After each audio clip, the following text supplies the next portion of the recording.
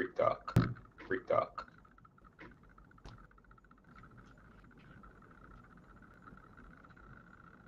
Brick talk. Brick talk. Brick talk. Brick talk. Hear me? Hear me? No, it's me. It's me. Hey, yeah. No, it's me. It's me on YouTube. After me. Brick talk. Hey, brick talk. Do me on YouTube. After me. Hear me? No, it's me. It's me. Hey, yeah. No, it's me. On YouTube. After me. Brick talk. Hear me?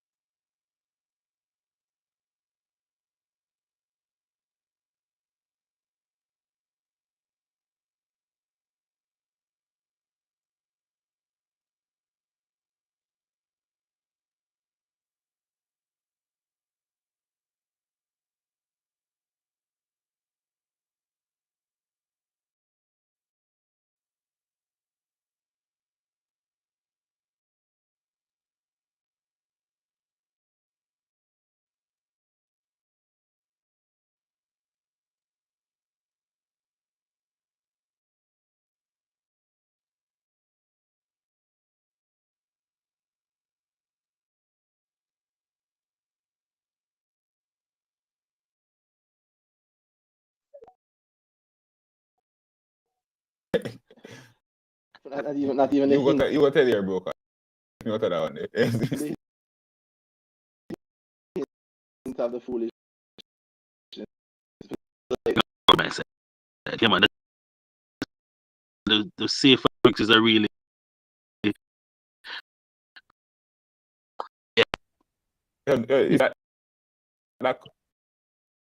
There's nothing better than not having to go to prison. Because can you and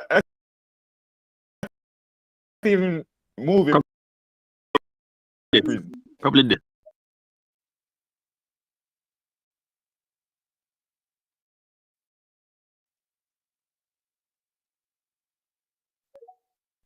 Because Yeah.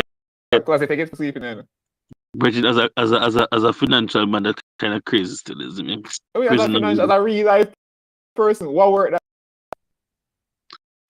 Well, something I'm hearing about they eat lobster and them something this.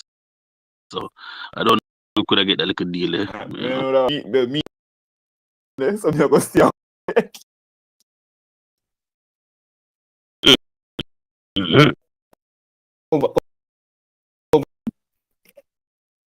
For imagine,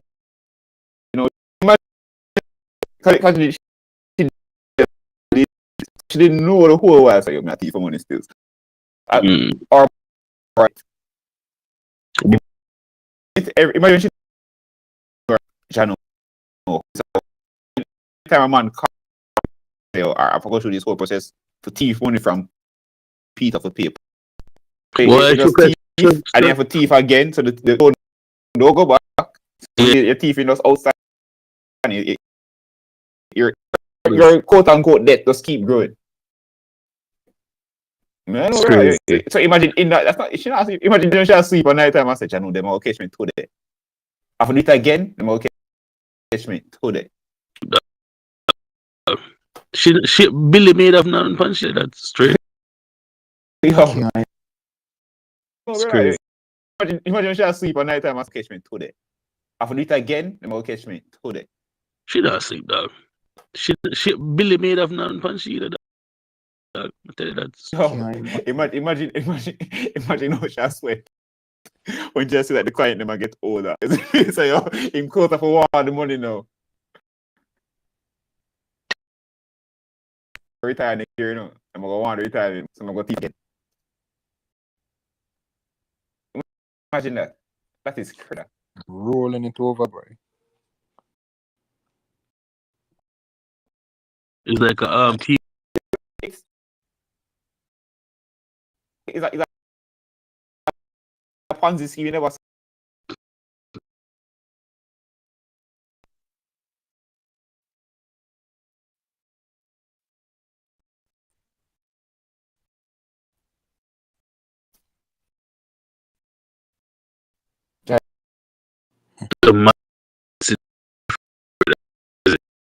crazy. We're on a tangent.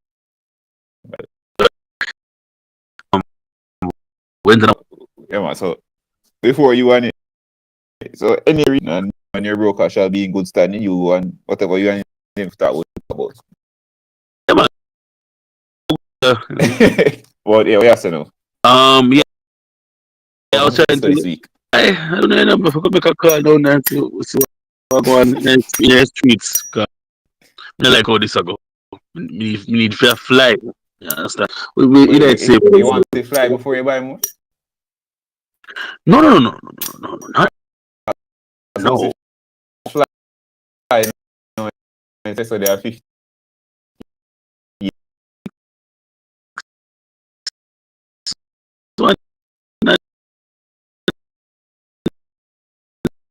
We don't know people. Want to fly before you buy more? No, not no. To fly, so they have to go find another stuff to come talk about. I appreciate Randy Danhai, really? Oh, I know me say. I was Randy. What's Randy? IPOs. Oh, that's so like one from Stunks. Yeah. Oh yeah, I say no RPL. Say that you actually like RPL compared to Fesco. Can you guys, I'm can not you guys hear asking me? Can with a thought in you mind guys, because I know how much you guys are hearing me now? You ready? You hear? Okay. Sorry about that. Yeah, By I the way, hear you you, man. guys were framing it for RPL point, and then No man, it's something you did we say. will properly Yes. start. RPL. Not really. Not really. I like it. Right. I don't know them people, dog. To be honest. Fesco, they won't like them, you know, man. I'm I actually get where you're coming from. me know people at Fisco, so That's why you separate. invest. No, boy, you just lose me, you know. I was trying No, to work with you on that one. I really was. But what I mean, but you I know did people at no, but Fesco. then from the jumping, I said I know the management. I did say that from jump. But Yeah. So you have a higher level of comfort with that management. uh-huh. So that's how nice way to All say it, right. Randy. Well done. Thank you. Yeah, let's bring it back. All Let's bring right. it back home for a second. Evening, everybody. Welcome to um, welcome to this week's Brick Talk. The one entitled "As Safe as Houses." And we're not as safe as horses, as safe as bricks, which because I didn't want to say as safe as horses, but that's the wordplay that I was going for. Sorry, I'm a word nerd. Um, as always, I just start off by reminding everybody that I'm not a licensed investment advisor and I'm not giving any investment advice at all. And no one is. Danhai Hall, my co, who, if you're watching, you can see him on the other side of the screen. If you're listening, you can hear him interrupting sometimes and telling people things that is me when it's not me. He is a licensed investment advisor, and he's not dispensing investment advice while he's on the show. Please be aware of that. You be aware of that. If you're of that, please leave. Well, no, you Yeah. are. Let's have a great show. Welcome to this week's Brick Talk. We are talking about the elephant missing from the room. It's an elephant that I think requires some amount of thinking about. There's no getting around it. There's no going around what has happened. Everybody's talking about it. We kind of touched on it last week. We had a hell of an episode last week. My God. Big up and thanks to the everybody was show last week, especially Christopher touching a point that I've been thinking about it literally every single day from then till now. And thank you to everybody who joined in. Chris Berry, Paul Simpson, the Mayberry staff, not the Mayberry staff, the Barita staff, um, the team APO, and of course everybody else who listened, everybody who gave a view. This week we're talking about what's happening on the market as always, of course, and the big thing is that how the industry is. All right. So this week, as safe as bricks, a chop free edition. I think it's important that I was saying earlier to Danai, maybe depending on where you're watching or listening to us, I was saying earlier, you might not have heard. I was saying earlier to Danai that we have been here for years. I think that the market is going great, and where the market is going badly, we're still here talking. And no, I don't think the market is doing badly at all. However, I do think that there's a lot of fear on the market. So I thought it's important for us at least lend our voices to support the strength of this finance, the local finance space, right? So sometimes in scrolling online today, you'd think almost shambles. You think it's FinSac too. Yes. Yeah, it's crazy. And while I think, oh, sorry, Daniel. No, it's, I took it. While making it seem like Jamaica come together to pollute and rob both. Like, that's what the narrative feels like, right? Yeah, Like say, yo, everybody chopping up. Like, this was a situation. It wasn't January, the place dead. I mean, but it is, but anybody try to diminish that, they look at them sideways, please. But it is bad. yeah, it's not what the narrative seen. It says it is. I think I said nothing false or misinformation. Almost think this is wrong so far. Boy, a whole lot, and I think a whole lot is coming out. And you know what it is? I think anybody who might have been questionable or fretting is probably laying low now, right? They're probably worried. They're probably trying to stay quiet. People are throwing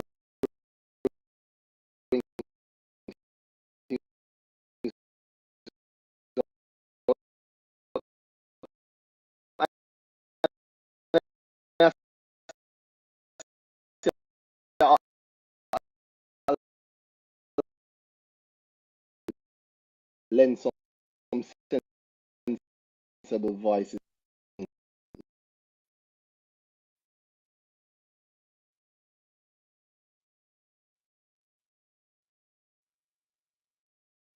Tangents, I think people are thinking I'm safe out there anymore. Jesus Christ, I better than put my money under my bed. I mean, your bed is better than a bank account, but your bed is not really the greatest investment out there. Do not think that the presence of this or these incidents mean that stocks are bad or investing in general is bad. It's not. Right. I was saying to somebody today that listen, as sad as it is, we are here, but this is also a side effect of a functioning financial market. People steal, human beings steal. So That's, I think people try to shy away from that kind of thing. Not necessarily from our perspective of it's true. Everybody knows it's true. I think people they're almost not willing to take that step to say, boy, this is a thing people do, and then you're going to have situations, and the best we can do is put in place things that were to find it. I mean, that's why all the people have now is find out people stealing. Sure, people will try to steal. yeah, Our best bet is to try to make it happen less. So we put things to deter it, and then catch thief. yeah, and find it when it happens. Yeah, catch them as Yep. it happens, and catch them quick, keep catching them. That the penalties are as high as they are. And you function finance. Everybody know. Yo, ask anybody connected to the US markets how this thing works. Where have we heard the big scandals that we know about? The big scandals that you start talking immediately when something like this. Maybe it's this kind of thing, and people mention and made up and all that. There's a reason you know about them. There's a reason they make movies and whatever. That's people going to try. Thief are going to try. We just have to make sure we don't catch them. I think a big deal we have to look at is that we do catch them. Here we are, right? But a big thing we have to look at is thing that we or exposure kind of thing in markets before us. It like say another US market go through this, whatever, right? And you see the things they put in place. Whenever we implement something like okay, this new market is going to be, another step of sophistication. Then kind of we have the luxury of not to say, okay, this happened in the US, so we can kind of say, all right, these are the ways people can go about this. So we have minimized. They go through the full pain of the US go through when they do it because they found some guys that were doing X, Y, Z, and this is the way they caught them to it. So if we are the regulator against certain things, we have to make sure the regulation and work and make sure that they're there and up to speed for everything that's actually happened. But if we were to get a real view of it, meaning full, pure virgin view, we never happened to us yet and whatever, we never actually look at what happened elsewhere, we'd have got through it, boy. That's true. Yeah, we're learning from the experience of others. And what I want to highlight coming out of it is, especially for people who are new to investing, or maybe them don't invest yet and then just looking at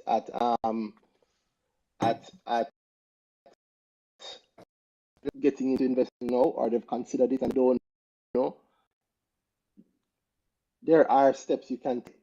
There are things you can do. Some things are safer than others. That's a simple truth, right? I think that's one. I feel like that's the horn that we blow every single week. But guys, it might sound like it's a fix everything, but it really is true. Stocks really give you a whole lot of room. Like it's safer. Somebody can just thief your stocks like that, right? Yes. I see extra steps on top of the steps are JCFs on. All right, just JC FSC rating is pretty heavy. That in every case, in fact, they come a pretty heavy hand where they think this. So I can't talk about this case. I don't really know this case at all. I can't tell what went wrong here. Generally, if you regulation on what must be maintained or what must happen if you buy stocks. Yep. because they see the main stocks also. Yeah, you're going to say that you're independent. I think a big thing. What's that? You realize the thing there. The closer you are to a handle on your money. Mm-hmm. I mean, as this sounds obvious, then the less likely something can happen to you. Because you know the typical. All right, I'm going to send the money here, and my team will manage it, and all right, cool. I don't really know, and a lot of questions I also want about that, but generally, yeah, the closer you are to being, okay, I'm the guy that send the broker information, I'm the guy that send the money, I'm the guy, Mm-hmm. then, yeah, so you probably want it from our perspective. I mean, in regular people, like us, then we want to make it, we can get down to as close as possible to where I can be the guy that's behind this thing, and I'm not saying it should be that. If that's not your life tour, but you want to put in some level of check to that, who say, yo, if I put my money there, so this money go through X, Y, Z. I think I'm kind of jumping the gun on where I don't think I reached there in the conversation yet. But yeah, the closer being the guy looking at it, being the guy that making the decision or sending the instructions, then less likely certain things do happen to you or can happen. Just can. The certain thing can go on. If I go on J Trader and I make the trade and whatever, it really is it's my shares. Agreed. Yeah. Agreed. That's true. That's true. And being on top of it, one of the things that the JC community did before is that you can go in and check the JCSD, see what actually is under your name, and this is in your broker, right? But the new thing sounds like it's a mailing system. Like, oh, cool, you sell some stock, you're going to get a contract note from the JSC. Is that so?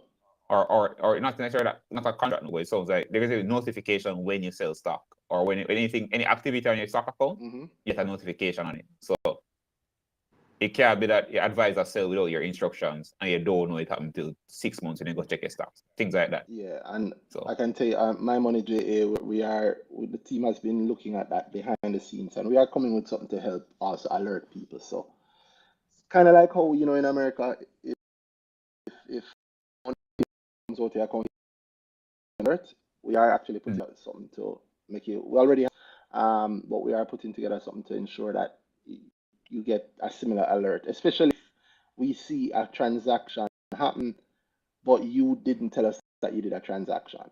Yeah, so I won't say much on that yet, but those of you who use mymoneyja.com know how good it is and know how serious we take the market, and it's good because we use our product. So that's a big thing. Yeah. If you take the market seriously, at the end of the day,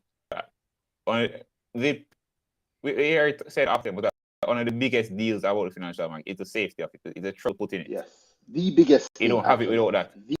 It's dead without that. Yeah. It is the thing. Yeah. It don't run on anything else. Yeah. So if you start being serious about this thing, if you're about any investment you make, then you're very serious about this thing happening here. Yeah. So, and the beauty of seeing the both reaction is that I know for a fact that nobody's gonna give a damn if I lose money on the market because it's not gonna be so so if they don't care about Bolt, or if they I hear people saying the government should give out Bolt money, I don't know about that, but other people not really caring, I know nobody gonna give a damn if Randy get chopped. Worse in the day, even they do the podcast about chop free. I ain't get chopped, right? so I idiot boy. I definitely won't be doing that. But let me pause for a second. I see Sir Berry jumping in again this week, and I know he definitely has a industry view as somebody who is running one of the more aggressive and customer centric houses in while. But how are you doing, Sir Berry? Sir Berry was good. Yeah, I'm fine. I just wanted to make clarify something you were saying earlier. So the JSE definitely will be upgrading its service to the security aspect of notifying people when trades have been made on their account. But really, they have a system where you can go in. You can get access to it through a web thing that they have where you can log in and find. So that's available now. You just have to call them and let them tell you how to do it. But it's already is available And and there from before. agreed. Yeah, It's been there for actually. If you use But JTrader, but most people don't know about it and true, they don't use it. true. Mm. I've used it under JTrader. It's a Yes, yeah, it's the same. Yeah, yeah. JTrader There's catches everything. So everything on a JCSD account will pick up. and It But gets fast. even if you're not on Even if JTrader, you're not on you JTrader, can yeah, still you know can still what you check. have. yeah, Yeah. So as Danhai was saying, the security around buying and selling stocks and trading stocks is different from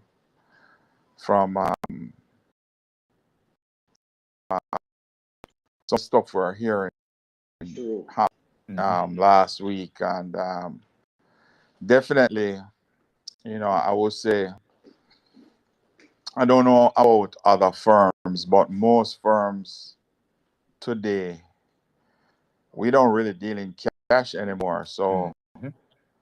I don't really know how you would chop somebody like In that. that way, yeah, that was Yeah. interesting. Sorry, It kind of weird. sorry. I You know what? mean, I mean to and cut you. I don't mean to cut you, Sir Barry, but again I'm going to interrupt you to say the things that I know you can't say from your position. Because I don't work for a house. I'll say it clearly. Just based on the things I read in that document, I don't think a brokerage house can be run in that way. So I am a it customer. sounds mad. Yeah, it sounds crazy. It sounds crazy. No, Sir Barry can't say that, but I don't work nowhere, so I can say it. It sounds yeah. crazy. So it's cash anymore anyway, because Yeah, once you gosh, go over $1 million, you you can't know buy what they're nothing. paying with the government, and Mhm. it's just not to have, and the robbers them, someone all of that. You don't want to have them kind of money around anyways. So um, I would say investing in stocks is pretty. You have the risk of the stock. If you pick the wrong stock, you can go. But that's a different risk. Correct. Mhm. And it's So countered. that's all I really wanted to say right now, and I'm back on the side. All right. Big up, Sir Barry. All Thank right, you. boss. Yeah, man. Thank you for that. Yeah. Oh yes, that's very at that point. It's a dash thing. It is I see how somebody else said the fact that every single time you take you take a beer and oh god, and then that markup difference. Oh, I'm taking out a bit more than it. How that no catch? Think about that too. I try. I don't know if I even want to go If into it. If people come on and ask about it, I'll talk about some of the little things and see and what you it say makes you don't, sense. But it don't make that sense. point at the thing there, and the same point for me. We both done audits, internal, external. Everything. We know what this looks like.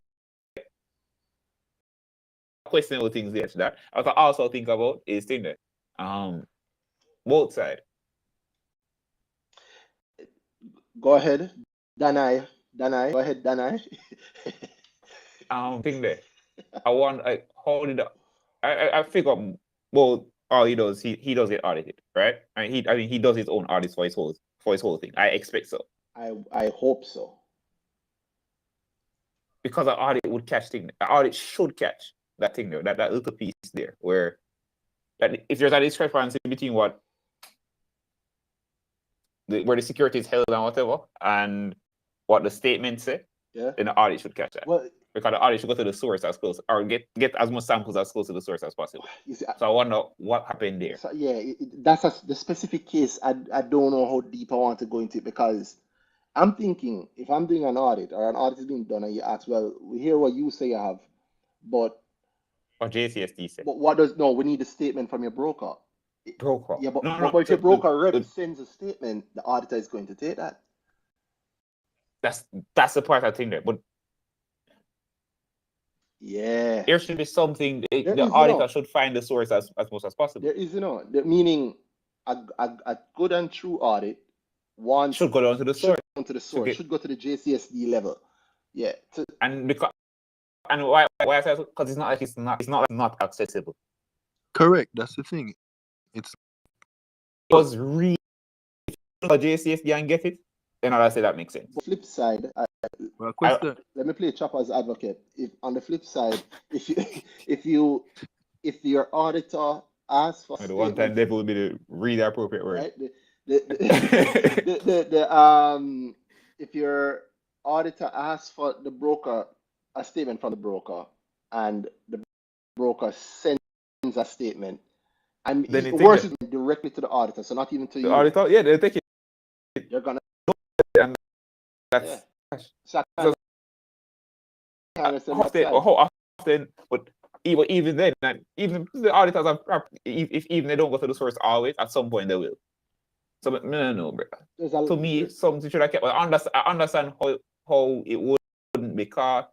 I understand, yeah, the broker. If the broker said this, then the auditor very likely will, and in most cases they do take that. So, but end of the day, think about that. If it was actually in that way, how long it was catchable and it just never happened because the right guy never look at the right place at the right time. I think in this case, the fact that there's forgery. And also, I don't know. Again, she never claimed both, so I don't know how exactly both money thing goes. So I'm speaking as if the thing that happened to in the document also happened to him. Yeah, I also think for her, maybe strategic on her part, meaning I wouldn't. I wouldn't say it either. I'm gonna go to a villain, yeah. we're not the worst in the world, right? Correct. Exactly. That was my thought. I'm like, she was not gonna say it. Cool. She's like, me that chat, we never chat both.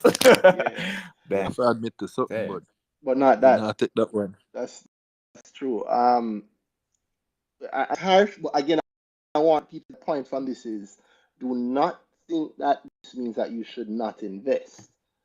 Oh yeah, I saw somebody say it, I saw what's his name? Another money coach on Instagram. Somebody sent me a video and said, "Are you think?" Right? He said, "If I agree," and I said, "Yeah, she's talking true." She said, "You don't have a choice. It's not a thing there. It's not a equation of all right, cool. This thing cannot matter. It's okay. How to avoid this? It's my money. This is that wealth that I need. That generational wealth we all talk about. College. That's still needed. Your money don't make sense doing anything else. That's true. You literally only the savings account will not get you there. Yeah, you only hurt yourself by avoiding that. No, that doesn't mean. And also, let's be serious, guys. This is one big case, but still one case. All the other cases, as far as I know, involve people just leaving money in them account, which is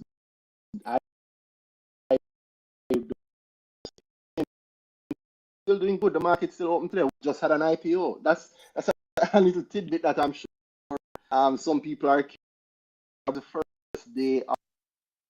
No, I know. Oh, I'm sure we'll have a whole heap of talk about that. But let me pause for a second and ask the people who just came on, including Nick Andrew. What's up?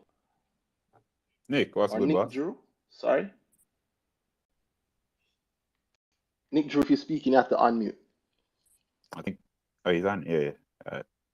He's unmuted. That's not here. Oh, I see him muted on my side. Maybe not. All right. Oh, hold on. I think that is a mistake. I never meant to do that. Sorry. Oh no. Well, since you're here, how you feel about the whole thing? Yeah, what you want to talk about? What going?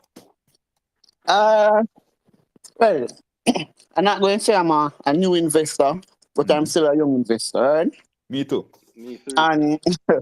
And to be honest, I'm very disheartening of what happened. You get me? So to think about the size or the magnitude of the fraud, trust me, it made me feel a wasted. But nonetheless, I won't shy away from investing. I don't see any shy away from investing. You get me? Just sad when it happened. And to be honest, I'm glad it was uncovered because it could be a couple more years and we never find out. You understand? How much more? And the amount of money would that is. You get me? I don't know. She was in a wheelchair before, you know. No, brother, I don't think so. It's funny when I saw the video. It was just all not a wheelchair. You get me? She have a good life. Yeah, man. It's the same thing as man. You get me? Because I'm sure she was fine, but I never get again the $2 one. Yeah.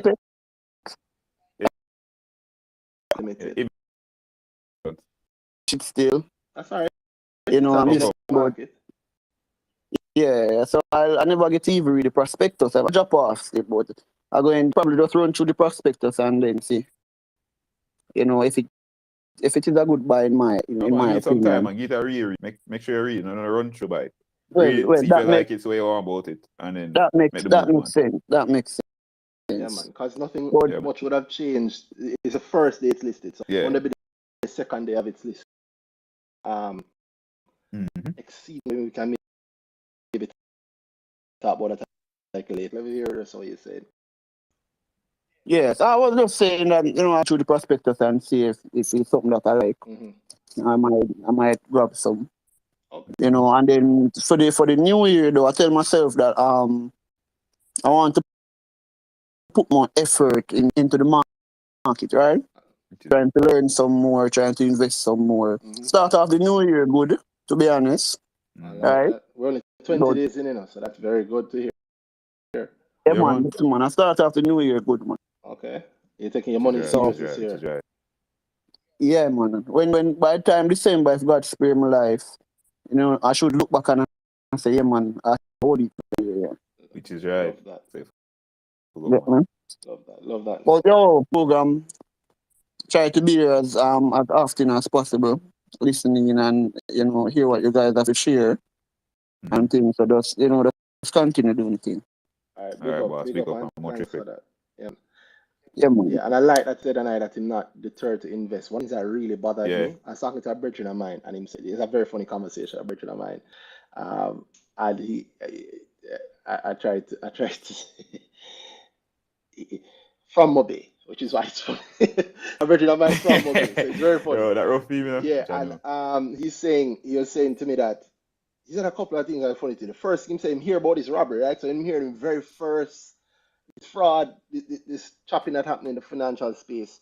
And he said the first thing him hear is that, Bold put on him money from 2010 or 10 years. 10 years, him say, right? And put on 10 million US. And at this point, it was supposed to be worth 12 million US, but it's only 9. I said, wait. Put on 10 million for 10 years and only 2 million I get on top of it. I said, wait, no, that's not the chopping part. That's not. He thought a chop was, yo, someone, then give it the money wrong. Yeah, I didn't hear about the rest. And of course, the thing that also scared me talking to him was that him say he was thinking about investing, but him actually, no joke, almost exact words, him feel better keeping his money safe in a savings account. No joke. And so ask him where the other thief in them they come from. I never bothered with that. This is the first broker one, the other ones are. Yeah, so the thing I don't want to do is to have people feel like this abject fear, like, yo, there's nothing I can do, which is why we hear people talking about the whole. It not really works out that. Yeah, people talking about the whole put it under my mattress thing because I don't have anywhere else to put it. I want to be very clear to everybody. If you're investing, it is still very much safe to invest, and it is perfectly okay to question your broker much as you want. You pay them for the service, question them. A good broker will respond, a good broker will help you, a good broker will have you understand that it even before this, a good broker would have you understand. The ways that you are protected. Exactly. Them will tell you how them catch. Them will tell you how to prevent them from trap you. Exactly. And if they have an issue doing that, then change your broker. Well, I'm almost drop an ad for my old thing there. Yeah, please, no more free ads. I give them enough ads. Yeah, so give them enough. I'll leave that there. Please. But they take these things very seriously. Yeah, man. I just want to address that I saw people saying, because it's also obvious that in some circles it was kind of known. Even I myself. Oh yes. Yeah. I myself knew for years. I mean, it's not every house. That's the rest of me and you know that. It's the thing that it's not even. I don't want to say no, but we've heard the rumors, we've heard warnings, we've heard. In fact, in some cases, we heard some of the problems in terms of we know somewhere this thing happened to, and it just kept happening from this one place. So I think we've had awareness for it. That's why I was like, yep. How long we've been come to us and ask, because it's really a question. Or I have my account here. What should I do? Just on what I hear or who I know, I go through this. I say, yo, bossy, somewhere else. Somewhere else. Yeah. In fact, I had a client recently. We're talking about it, and she noted my thing there. where she don't know how I responded when she said that's her broker.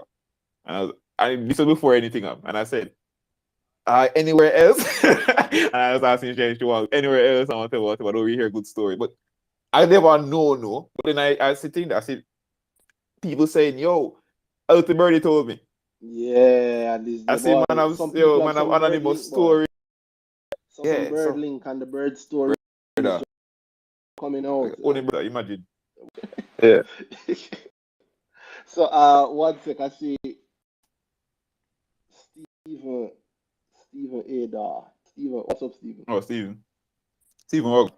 Yeah, well on. Evening, Yeah, everybody. well, Evening. Night, guys. I'm good, man. I just wanted to make the point as well. I don't want to single out or isolate SSL, but like you guys are mentioning, there were some, let's say, warning signs with SSL. So I don't want people. We're Jamaican people tend to broad brush and say that the whole industry this for this one incident. But I think the fact that I think the Observer had an article on Tuesday, and it was kind of listing out all the issues that SSL had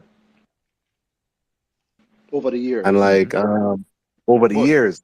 And was it in the same vein as this? No, I don't think it was related to fraud necessarily. I think they said that they're late on their reporting and some other Let me things. tell you something, But Stephen. You don't find fraud until you find fraud, So the warning sign is not going to be fraud. The warning sign is warning sign never. Yeah, exactly. So regular and people. Warning sign could be. To know little things. Warnings could be saying more than one thing. Exactly. So I'll have like regular people wondering, okay, what are the signs? Here's something I can let you know. Every single trade. We're talking about stocks, because stocks is where we cut our teeth and we put a lot of energy there. If you buy and sell a stock under Jamaican law, your broker is supposed to supply you with a contract note, aka a receipt of those shares. So we'll tell you exactly how much you bought or sold, the price that you bought and sold it at, and any other associated fees around that.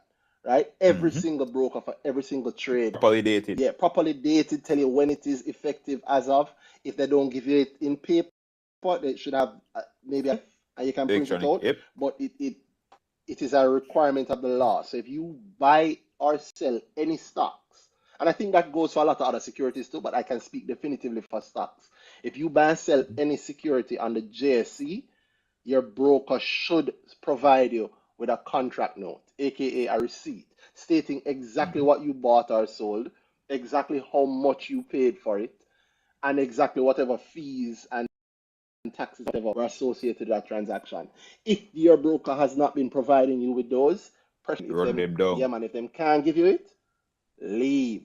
If you make an order and tell you say go through never get that, provide me with it ASAP. Yeah, man. And the next part, you're spending $100,000. Make sure when your contract note reach, you're not getting a receipt to get a receipt. You're making know that the money I said that I tend to spend in the way that they're spending it. That's what happened. You can't say, boy, I want to buy dollar for $3 and I'm spending only $100,000. Or you're not come and spend 80 at 320. Yeah, that's your protection, paperwork. We also have a thing in Jamaica that we use a lot, and I am always against it. The guys in the girl subscriber group, I'm against it heavily. We love what somebody say. I tell them, don't trust anybody, including anybody that you think knows things well. You should be able to question them, and they should be able to provide you with an answer, and the conversation should be along the lines of the answer. Provable points, not just somebody say, oh, him work at XYZ broker, so him say, go or theory today. Yeah, man. If you remember, again, I'll quote the one thing that we know from the statement that was released. The lady said that part of why she was able to do what she did was because the team trusted her, so she could just tell them things. So instead of how much money I have, show me the paper with the letterhead, blah blah blah. You tell me and you tell me something, right? And them send me something. And I'm guessing because they're so trusted, I guess maybe if she's on vacation, they'll say, oh, we'll get it next week when she's back out. This is an assumption on my part, I don't know. But my thing is, anybody should be able to give you your information from an institution, regardless of, it's not, oh, we can't help you because your agent is on vacation. Is the company still open? If the answer is yes, Give me my statement. My statement. And the agent is the guy that works here. Exactly. It's not the company. The company never shut down. That person isn't here. Yeah, man. Yeah. But I think I say, yo, as soon as this person, them. Yeah, man. Until him come back, it can't work that way. It can't balloon. It's all over. I know. Yeah. I know. Yeah. It's all over. That's one thing. If you're a regular person looking out for it, and on the stock market, you should be getting your contract within, I think it's within 2 or 3 days. So the T+2 on the market, once 2 days pass, for me, for my brokers, I see them either the next day, either the same day or next day, or within 3 business days. I see them on my side with my brokers. If your broker hasn't shown you that, if you haven't gotten that from your broker for every single transaction, then question them can't answer your questions, change your broker. I'm even so much often I check them. I check. I'm not surprised. So why are you surprised? Because I know J Trader. Because I know J Trader is good. Right? And because I'm not saying the broker anything to make them make anything there. I just I'm order and then go through and then I get the contract because that's where it is. I don't need to check because J Trader alone will tell me what really happened, whatever. But I still check it. When I see them in my account and things, I still VM sends you the password protector. Say check it there. So and my other broker sends thing there. Actually, my other broker sends an email. So yeah, I don't necessarily need to. But I think that it's you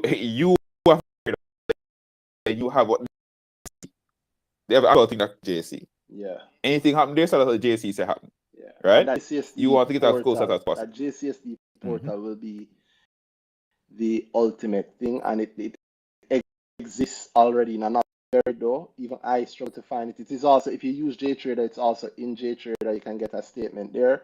The JC, I said that they're coming with a client portal that will help with that. And I'm telling you that My Money JA will also help with that. But I'll tell you this. There is no absconding some amount of personal responsibility when it comes to your money. Because as you can see, if it can happen to Bolt, it can happen to anybody. And the thing that will protect you is not being big, is not being famous, is being on top of it. It's just like having valuables in your house. You can have the best security in your house, and you probably should, but nothing really beats checking your things so you know the second is another thing. If somebody chopping and you don't realize, because them keep chopping and chopping and chopping and chopping. Anyway, again, your credit card already people know. Yeah. Versus you get the first message from Scotia the moment it happens. That's what you want. You want to know exactly what's going on. If somebody sell if your stocks are sold, that's a very serious one. Your stocks are sold without your permission, or you say sell XYZ and it sell. Red flag. Yep. And you're not going to catch that red flag without thinking it, because the person you realize, that's the saddest part. Yeah. The broker, the person you're relying on is the most likely person there. So if the person in that place is the best, she was in the best place to chop, right? Because she has certain access to certain processes and whatever. Imagine now, if she's the one sending whatever, because no checks were done, guess what? Not much go forward. So trust alone. Now go do it. Trust but verify. That's right. Trust but verify. Absolutely. I actually had a little, not really a situation, share transfer late last year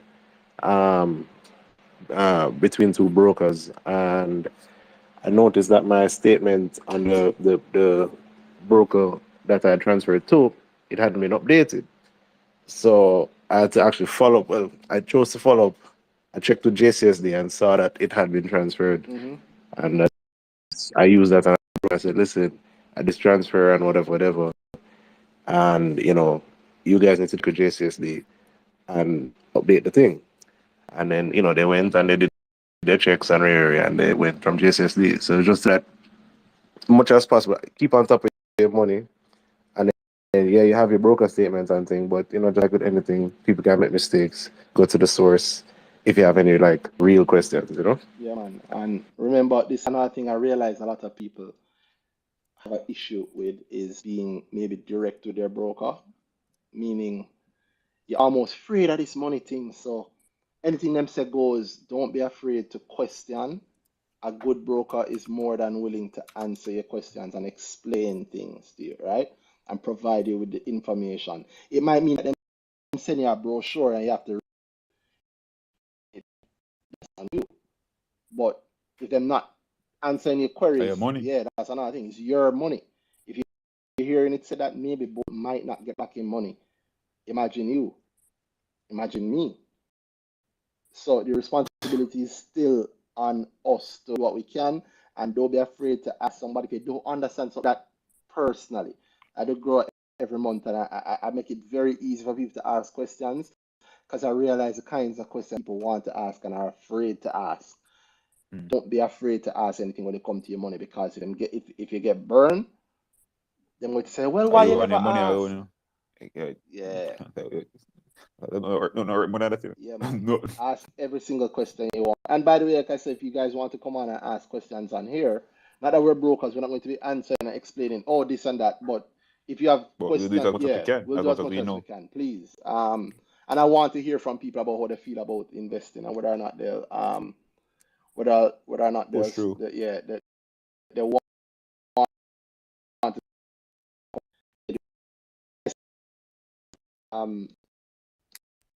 somebody I don't want to load them upon if they want to say it. So somebody in the group had asked if you think that what happened with IPCL today is in any way, shape, or form related to situation generally.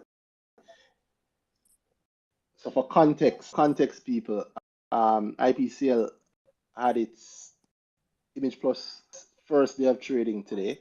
It's the first IPO in a while, I would say. I hate that I'm not giving you more accurate numbers, but So what? I'm hesitating to say no, I'm not done yet. Meaning, I want to say it's the first IPO since May 2021 or 2020, if not earlier, that has on its very first day at its IPO price, and also didn't hit the circuit breaker once.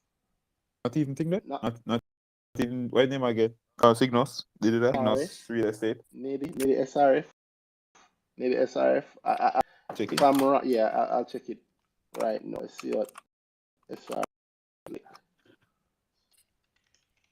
on day one.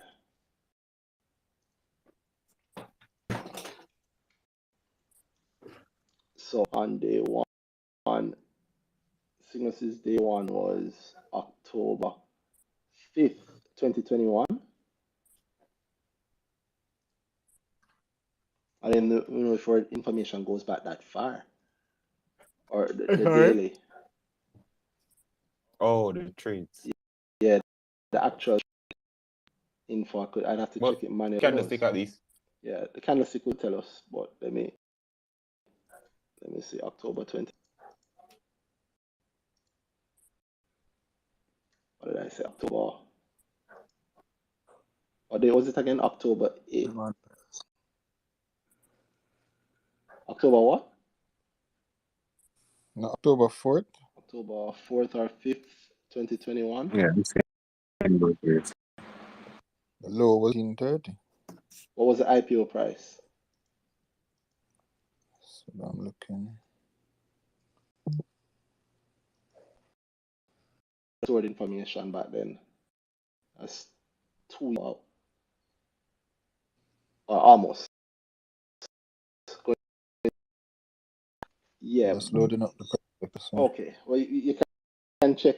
But outside of that, I mean, an IPO that's hitting first its IPO, sorry, its IPO price on day one, and also an IPO that does not hit the is a very telling thing. Now, the first sign I think that maybe this was not that great a listing in terms of how it's priced was from the allocations, right? Those heavy allocations. The allocation was done, Yeah, I'm seeing where SRF, there were no, well, according to this track, no volume 1930, but 1930 was the IPO price, Mm-hmm. and it says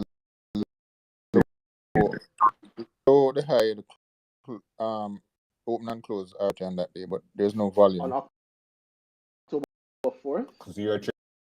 Zero October trades. 5th. To October 5th. Then October 5th. Mm-hmm. October 5th opened at 1930. The low was 1920. High was 2220 And what was the IPO On price? 12,000 volume. on 12,000 units. What was the IPO price? IPO price 1930. 1930. It was what? 2220. 2220. So you On get the the next whole day, that's upward break of 15%. Right. Yeah, so they hit the breaker there. And then the next day it Yeah. fell, right? And then next day It trade fell. it trade below its price on the day on the safer. You said true? 1920. It Yeah. did hit, it did go to 1920 on that day. Ooh. But the first day there were no trades. So the second day when trade actually happened. High of 22 to low of 1920. This might have just been actually putting the data in. So I think the day one was Tuesday, October Exactly. 5. But I could be wrong. I could be working from memory. But the Mm-hmm. point is, if we're digging this hard to find it, that's hope for a IPO. And this is a junior market. My word. I just, so I've been on the page and I look at the price. I saw it and then I look at the thing there. I glance and I see 915 and my head registered as a 1 before all these now again. I was like, wait there. What's that for SRF? SRF. Yes, sir. 915.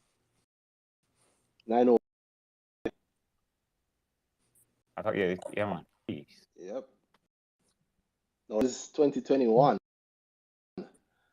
3 IPCL, a junior market IPO, and on day one, no circuit breaker. Jaja.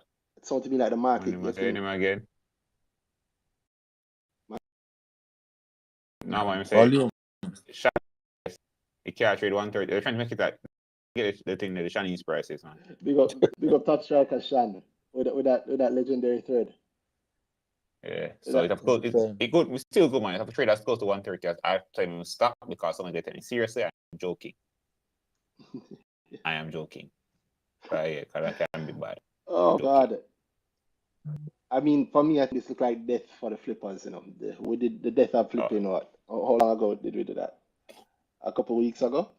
2 weeks. Yeah, man. That was the main thing that we were saying then. That listen, it's not that flipping dead. Looks like it used to look. Yeah, exactly. Flipping like to be. Yeah, it's not that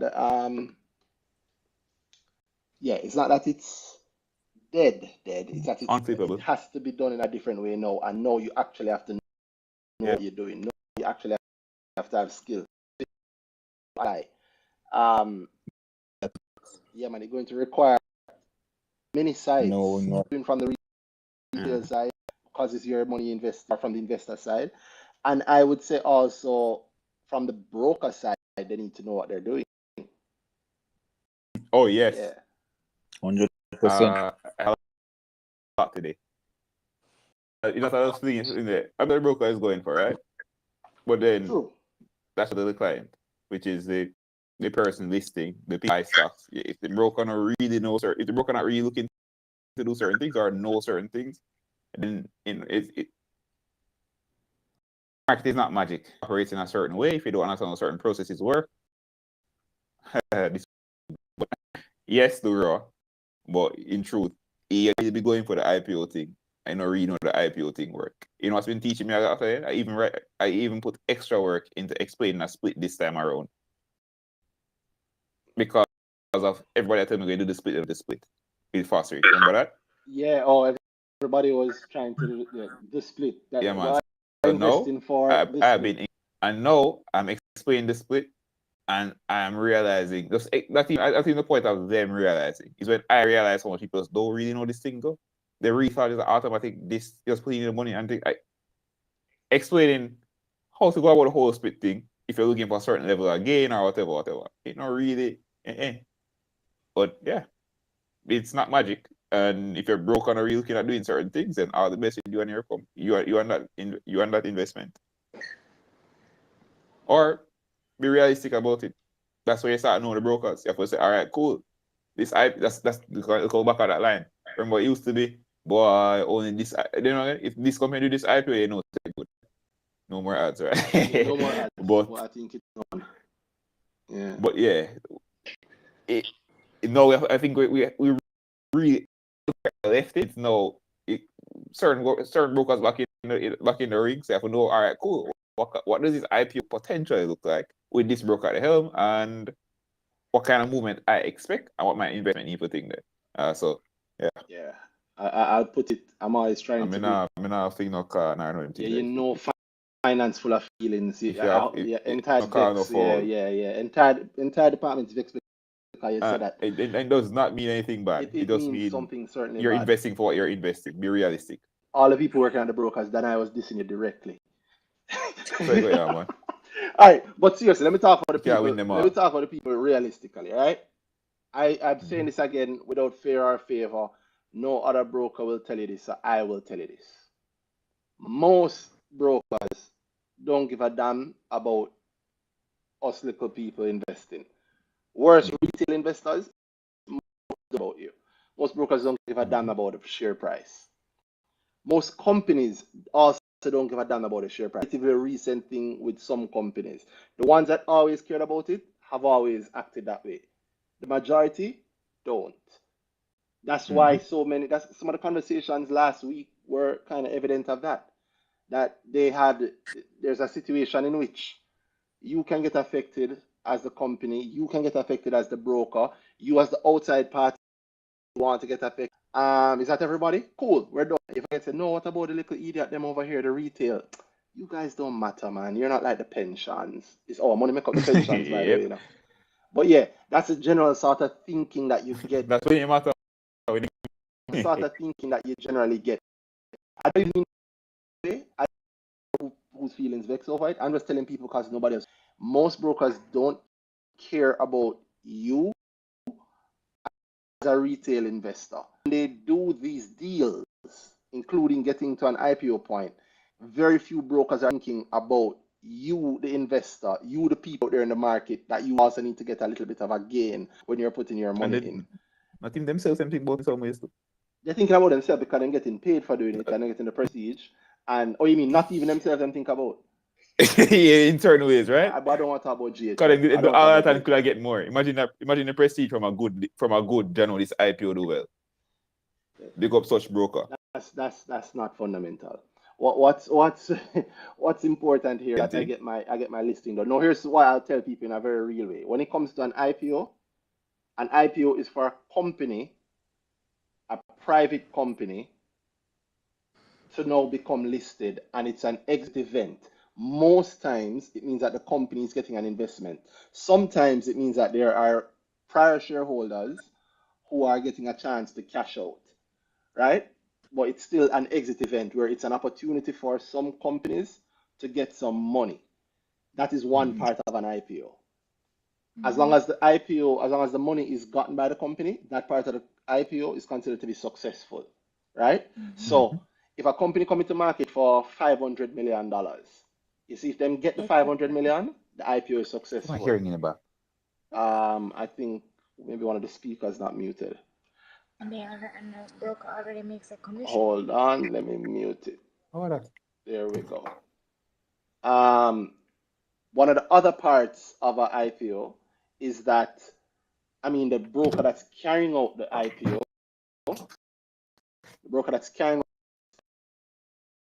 that part of if you check any of the prospectuses, you'll notice oftentimes if you're checking from way back in the day, you'll see used to be as cheap as like 4 or 5 million for them to do the actual IPO. Nowadays it's like 10, 15 million or more, right? Nothing wrong with that. It's a service that the brokers are providing, and so they're paid for it. The third part of the IPO now is the external investors who are now coming into the company, aka giving the company that money or giving the selling shareholders that money. And I'll say we, since the retail investors are included in that, we care about the money we're putting in there because that to us is our investment. I'm putting it in at $1 because I'm hoping to sell it at $2 or $1.50 or $3 or whatever. That's what I care about. Understand that how IPOs have been done by many brokers over the years, not all, but some brokers over the years, I say many, is that as long as part one, the company get their money, is fulfilled, and part two, we, the broker, get paid, as long as those two things are fulfilled,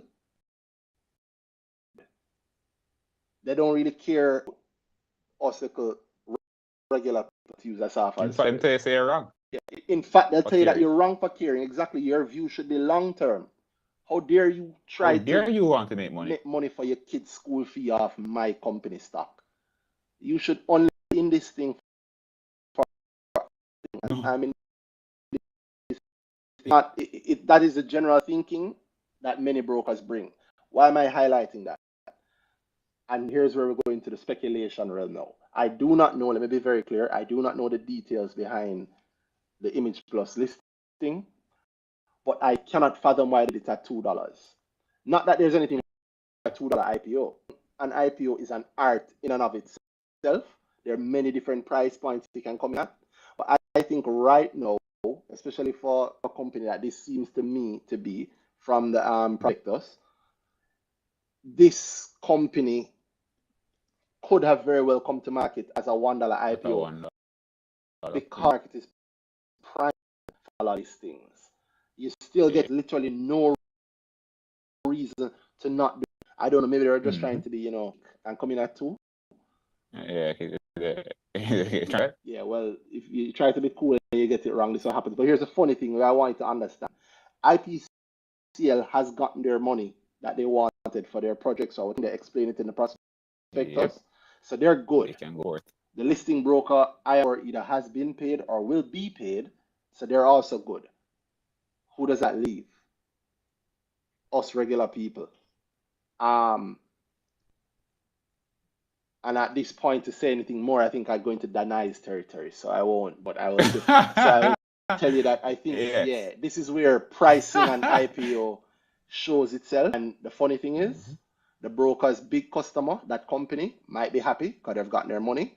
The broker might be happy because they've done a listing, but you're leaving a taste in many ways if an IPO is not priced properly and presented properly. In my amateur view, again, I don't work in the industry. You can take whatever I say with a grain of salt, right? But I suspect, like the gentleman who was just on, I said that he's gonna look at the prospectus and maybe buy. If he reads the prospectus and decides it's a good buy, I think he might be able to buy it for IPO price next week, if not cheaper. I don't know, but that's not often a problem. I don't know that. I mean, it's the usual, right? Boy, wish we could have bought more at IPO price. Well, so you might have a chance to do what you need to. If you're serious about saying, then Yep. And I mean, look at these queues. I want to talk about the queues, but I see we have somebody we haven't had on in a while. Top striker Shannon herself. Top striker. Shanice, are you day to day? The flipper muff. No. Formerly. Night, guys.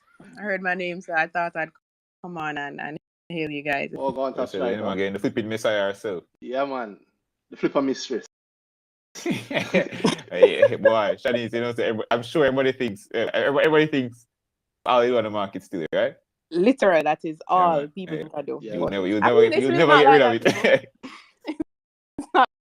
People don't. Shanice not on the IPO them. Yeah, people literally not going to listen to that. People not going to listen to that at all. Then just decide already. So all you do is short term. So that's it. This is what I do. And you flip. Yeah, get used to it. But what's up, Sean? Why you never do a $2 trade so the people will understand what's coming?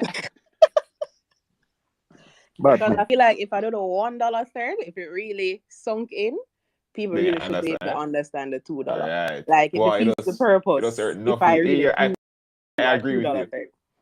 It means that I never do the $1 third properly. You still do.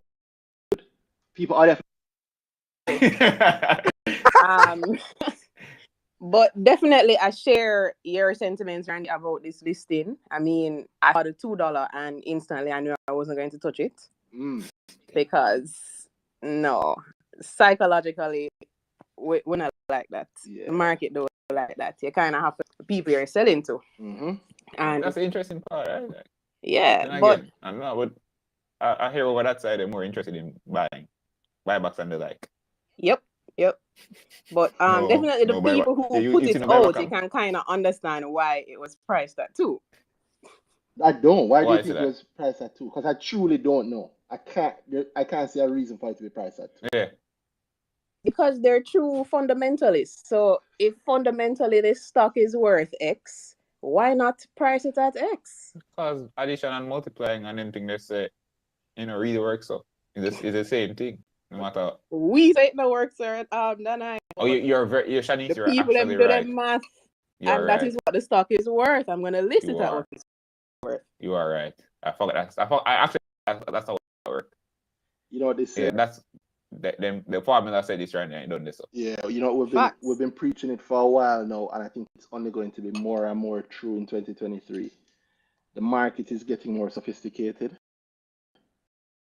Yes, sir. Yeah, it requires to navigate the market. Profit is not a lucky eye and get it right anymore. And even the brokers have to learn that. Especially the brokers, I think, have to learn. Especially the brokers. Because honestly, it's not that many of them showing that them have the... If GK, the food company, can come and star up the market last year. But then, guess what? That's a funny thing. GK been a star them without brokering them. No, them go into it and no them brokering them and then still a star them. That's terrible. Yeah, that's not good. Well, that's not good, but it means that for us, the investing public, that no longer is the IPO an automatic profit thing, right? I want to flip it. No. And it's so funny how it works, where one of the wishes people always have, Shan, I'm sure you hear this all the time, people always want a bigger allocation. People tell me they want 100%. I'm like, you sure? They don't think about it. It's a very weird thing for people to understand. If an IPO is good, if you think it's good, you should not want to get a big allocation. You should accept a tiny allocation. And you should want that, because if everybody get what they want, then where is the demand? We'll go it. Exactly. Right? And then my money done, what now? Exactly. It's on the magic of the market to send it forward. And so you have a situation being created now where a lot of people are putting their money into something, getting a big allocation, and suddenly getting very sad. I'm sure a lot of people are sad now because it's not at $4. And I think I said it last week or the week before. I talked to somebody else and I said, do you understand what it takes for a stock to or triple at IPO? It's not an accident. I believe you talk to what I say now. The billionaire. Oh, the new money.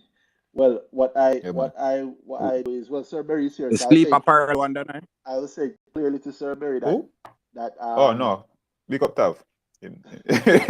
I say to Sir Berry that he has a whole heap of blame to carry, because all the IPOs that he did with his team earlier when they were listing, they make it look easy. They make like a magic, exactly. So that's why people think that IPO and automatically double and triple. They make it look easy. And the brokers thought that too. I think even the brokers thought that that's how it worked. So when they saw it happening, not realizing that, my input kind of, I have to actually like the stock too. I have to actually believe in the market and buy stock too. No, man. The market gonna rise on fundamentals. But us, the people, us the non-fundamental retailers are the ones who are gonna suddenly act fundamentally as they would like. Yes, Sir Berry, you have a whole problem for that. Go need for though. Give them the money they need to make, right? Makes sense. Because it really looked easy. If you go back further, I was even talking like week on, let's say pre-week on. Go back 2010, go from access days coming all the way up. It was a lot of those listings that were done that just always give you that kind of return that make it look like, oh, it must happen. But guess what? We have a lot more people in the market now. We have a lot more expectations in the market now. I have a lot more different types of people in the market now. IPO don't imagine being on the Mayberry side. Think just that. and you know say this have to happen this way, otherwise there will be a market. And you have to you can from two sides, of course. It's this thing can happen and happen this way is an opportunity in itself, but it must happen at some point. And so imagine that's what I was saying. If you can sing at IPO price, that's so close. But it can't open the money and vex, because you can't do it. So if you've ever said, boy, if I could get more at IPO price, I could do the real long term I didn't want to do. Well,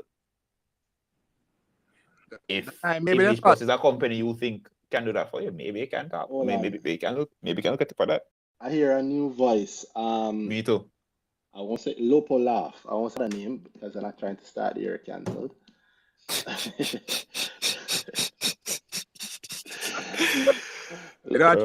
Good night, y'all. How you doing? Night. How you doing, sir?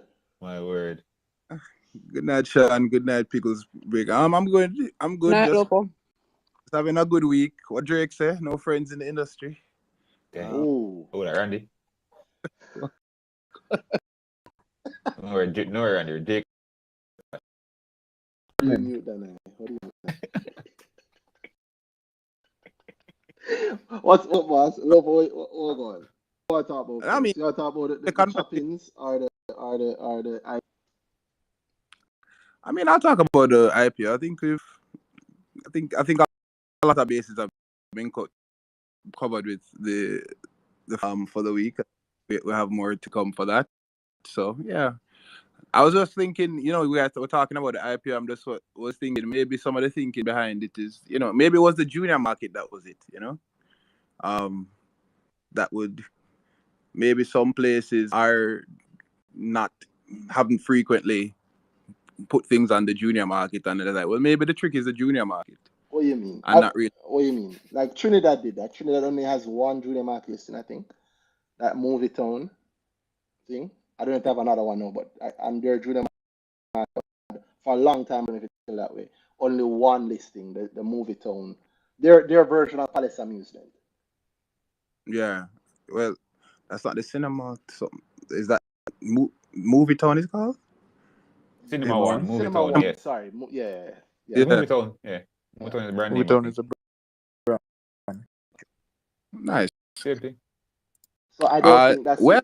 I'm thinking maybe some houses are thinking if they were not big in junior market, listed that they're going to put their hand in it now, and I guess I think it what you said earlier about who the business for companies should maybe is something to track. You have My Money JA that you can start tracking things from.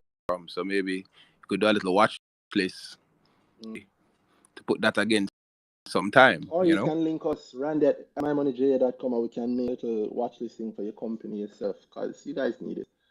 Or not, But yeah, I agree with you. I agree with you, Lopo. 100%. And that's from me. And me. Yeah, fully endorsed. Yeah, My Money JA heavily. Even this week, yeah. Yeah, I mean, I also I was touching on just different space, and it always surprises me how an IPO changes all types of attitudes, regardless what happens. That's why it's so good to keep having them, and I definitely hope, whatever the drama is that we have with securities and everything that's coming, I definitely hope we just keep having the momentum on IPOs because they're so telling. I saw something like, a company has 94% of people in the top 10 and 6% means that the market is right and stuff the only thing that determines if you're right in the market is the share price. I mean, I thought so too, but again, I think IPOs bring out the best of us. So I think that kind of outlook is I'd love to see what more thoughts people have or reactions that things have, because the market is always right. You can't something can only be valued. just go no at them phone at you. I need that. Oh God. You're the economist. You're not trying to have any wars. You're not trying to start any wars today. They're good at that. Starting wars. Oh yeah, man. They're very good at that. Anyway, what I think is important is that we think if we as retail, please don't. we as retail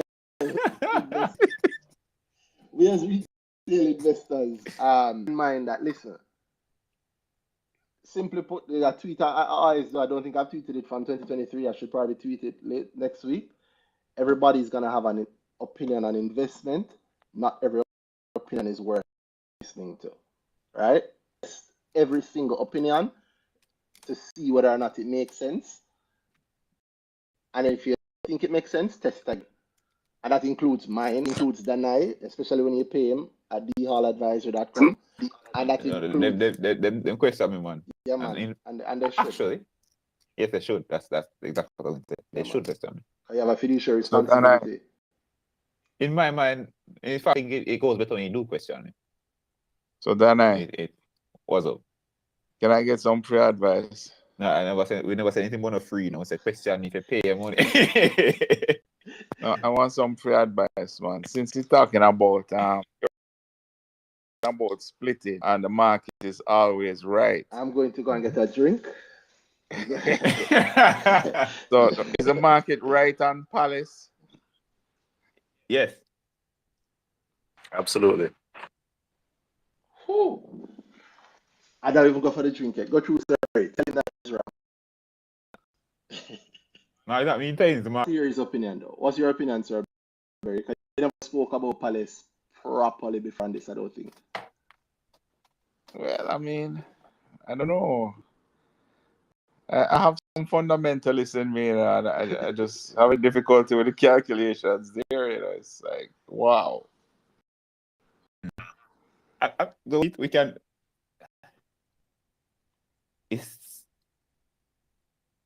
The market is right. I just don't have my money there.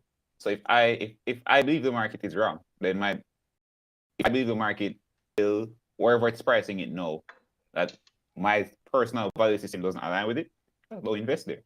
But the market is going to be right. The market is people buying and selling where they are getting the value they put in or the value they want out of something. So market right. As much as I feel like I say, boy, Palace is not an investment for me if I feel that way. Market right. Okay, I'll leave you with another old saying from Wall Street. Mm-hmm. The market can remain irrational longer than you can remain solvent. It's 100% true. But Very true. It's 100% I'm still true. thinking that's why I don't invest where I disagree with the market. if the market right on me say, boy, I mean I think I can write for long or whatever, or the right not right enough for me, then I'm fine going elsewhere. But Sir Barry, oh, sorry, go ahead, Steve. Sorry, go ahead. No, go ahead. All right, no, I was just gonna say, I think you also have to define what is right, because I think what could be right for Danhai and such couldn't necessarily be right for Chris Berry, because I think when Mr. Berry is buying is a different level. No, I think he's buying or I think we just mean different things by right. I think the angle you're taking there is right to start, not necessarily from a level perspective, but the market being right doesn't mean Danhai believes that the value in whatever stock matches the price that is on the market. I'm not buying every stock. I'm not buying. I see prices and I say I would not buy for that. But the market is the market. The market being right for me is just okay. Whatever is happening, people are willing to spend that money at that level, and there's a market there at that level for whatever. I have a quick question, just the starting of the question from how that works in my head. Like when I hear it, makes me have another question. How do you quantify the marketing budget of a company? When a company spends X something, and they get whatever return they get, right? Can you say that was the best way to spend that money at the time? Is it completely like linear, or something that we have down to the science of the value of $1 equals 1 turn in revenue? That's how the market, right? It comes across in my ear. Oh well. Sorry, yeah. Go ahead. Give more Explain detail. a little further. Yeah. Give me more detail on that one. What do you mean? Me, let's say Digicel paints. Well, I'm not trying to give ads, but yeah, Digicel paints a wall in New Kingston. Has a nice mural. Hold on. Using lab, Digicel paints a wall in New Kingston. Mm-hmm. Using lab, Digicel paints New Kingston. That has a certain cost that comes to it, and they pay it, let's dollars. And what is the return on investment for that campaign for them? And how just quantify it down to the dollars spent, right? Well, that's the question. How does that relate to Barry's question? Survey's question. Well, because I just think of market. One, I think of marketing. So, like, it just that's easy. Are you trying to say? I mean, tighten. Give me it's an analogy, right? Yeah, it's an analogy. So explain it for me. I want to know. I want to relate to give me the actual analogy. What's the relationship between that situation and this situation? Right. So how it my relationship with it would be, there's sometimes a reaction based off of circumstances, are I guess maybe more words, whether it be ephemeral or not something that you can quantify. Like Main Event puts on events for people to have fun. That's a thing that they're just there to have fun and go have fun from the money they spend. Oh no, right? I thought you were going to go along the direction of for example, the stock looking at the fundamentals. I thought you were going to say, all right, cool. What is something like? No, well, I understand I think I understand what you explained further. Like the stock split of Palace is something ephemeral, as I'm sure Sir Barry will tell you. Oh, okay, yes. So you agree with me last week, the thing I was saying. Yeah, they don't really add any value on their own fundamental. They don't change the value of the company. However, there is often a reaction to something like that. So how do you quantify that in the thing? I think it actually comes back to, funny enough, to what Stephen was saying, where the market now has a lot more retail influence in it. And the reality is, nobody says this, I will say it, the reality is there are people, when you have a certain amount of money, you have to act in a certain way. So if you have $10 million and your goal involves putting down enough money for your kids' college fund, your 2 kids' college fund in 10 years, then maybe you might look on price and go, listen, I don't know if it's the right bet for me. But if your goal is to take 100 grand and turn it into 120 grand in 3 weeks, then you might say, oh, stock split, let me jump on it. No, truthfully, I'm looking at you, Danhai, as from the advisor perspective, and Sir Barry as from the fund management perspective. I wouldn't expect either you to have that view. I couldn't expect Sir Barry to have the view of, let me jump into Palace with my fund because I expect him to be against it. But the 100 grand person, listen, if you like, they'll have to pay. They'll have to pay. But understand that in doing that, you are taking on greater risk, meaning the light bill person, right? It is not. Sir. It is not a automatic thing, and it is not a must, and it is higher risk. But I just come down on the side of the fence that says it is higher risk. It is not automatic, but there is an opportunity for money there if you can get it correctly. And I don't expect everybody to try and navigate it. And there are value drivers. There's things within that thing that cause people to do a certain thing. Whether their expectation of the price moving up, whether it being at a cheaper price, so they figure their entry and everybody else's entry is an easier entry now, so they're fine with whatever psychological level the price is at. Whatever that is, there's a value driver there that isn't related to, okay, the balance sheet says this, people are willing to pay for it. That one more thing, its own value and everything. So I can't knock the fact that it exists and does drive something. If I can't get the shares because the price was high, but it's not at a level where more people can get in, then maybe I attach that as either a positive value based on whatever situation the company is in. So I'm willing to buy this that much higher or that much lower, or I'm looking to buy that much lower because this thing is happening across it. Well, APO, we raise money, the balance sheet fly, but a lot of people are in this thing now, so the value going to take a hit. So then on the market. Mm-hmm. So then what I will say to you is like maybe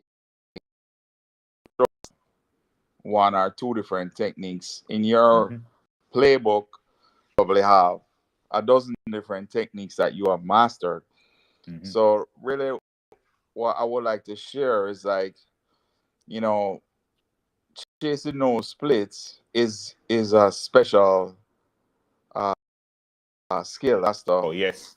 And if you look at the split adjusted prices over a long period of time through the market bulls and average performance of these convert to the mean price.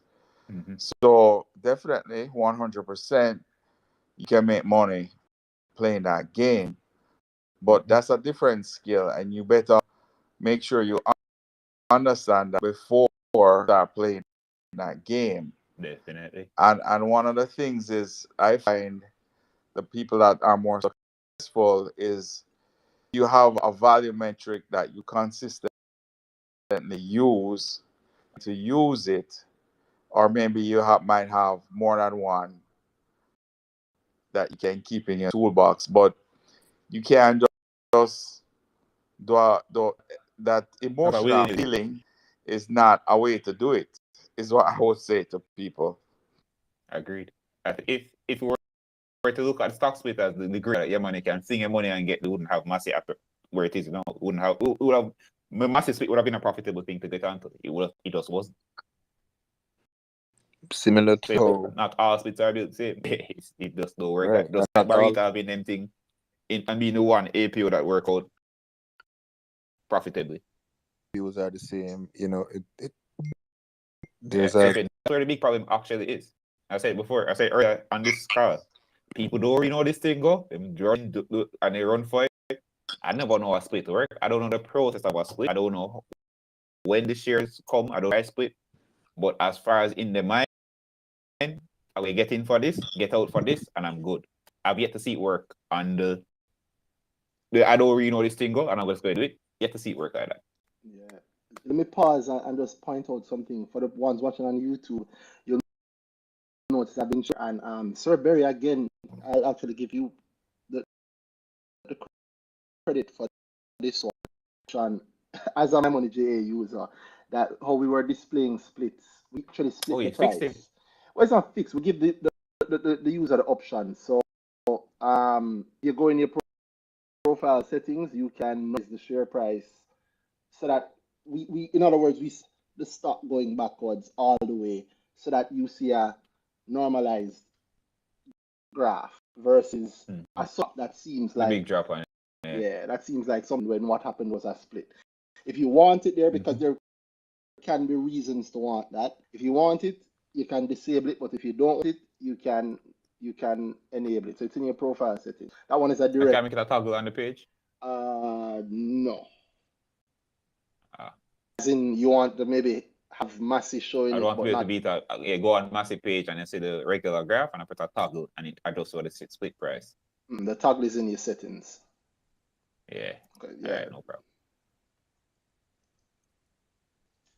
Sorry, I think I threw us off that tangent, but Sir Berry, so that means that you are not necessarily opposed then to the understanding that there is, I won't call it non-fundamental, but there is some value to some of the moves that actually make in the market, but there is also an accepted higher level of risk. Yeah, markets made up of humans, and I mean, lots of times human psychology can be a lot more powerful than any plus one equal two. So, you know, what makes the whole thing even more interesting. That's why, you know, a lot of the guys who do I'm trying to remember what they call it. The certain type of investing where you just use formulas and do investing. Oh, shape You magic. might see a guy, pardon me? Quants. The quants, yeah. Technical. Quants. You might Shape see a, magic. you Yeah. might see a quant make money for 10 years and then in 11th year they go bankrupt Yep. because he just change and they didn't. well, think about it like this, you're in a world where the variables that affect the price of securities is actually infinite. So what the quants are doing is the quants are saying, hey, I've noticed that these particular stocks respond to these variables and they have it in a formula. But what happens when a variable that they never thought of that actually can affect things is in the equation? Their whole equation blows up and they go to big fat zero. So, once a human element is involved, it makes it a lot more interesting. So, I'm not against that because you make money whichever way you can make it, as long as it's legal money. Which is right. Agreed. I like that. Funny, I think you're the first one I've heard in the industry said is made up of human beings. You're right. Yeah. In fact, we said it and get backlash. Which is something I never expected backlash on because I thought it was accepted, right? I thought it was plain. The market is human beings. So sometimes very often human beings don't act like we would want them to act. And sometimes I put a lot of my success on the market down to banking on human beings acting like, which I don't want to drag us back into the APO conversation, but that's why I haven't gotten it wrong yet. Because human beings want value for their money, and anything that removes the value is going to have human beings remove themselves from it in a certain way. And other human beings who are willing to wait longer will come in, but the effect is proven there. So thank you for that. The long term or the short term, that's the simple truth. Shan, how you feel about that? I mean, I completely agree. I know. Is that what you've been doing in Randy, the you hear short term? Yeah, I'm hearing you, Danhai, yeah. I was just kicked out for Yeah. a good while. But yeah, I'm good wow. now. I'm back. Okay.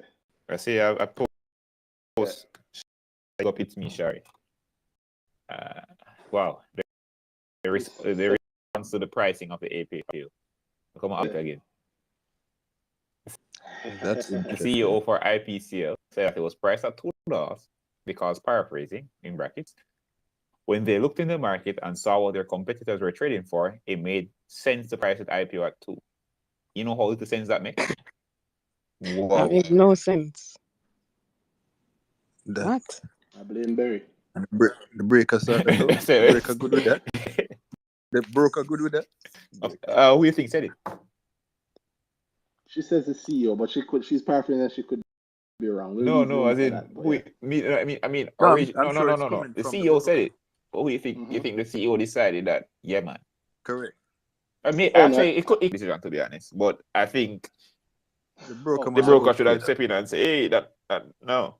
That don't make sense. He just put me in a rough spot. I just remember that this isn't the CEO of IPCL, the former CEO of a brokerage house. Jesus. This is fact. So you go, yeah, man. Oh yeah. Oh, so i.e., she knows better, or maybe not. I think I'm excited to see what happens with IPCL, the company. Same.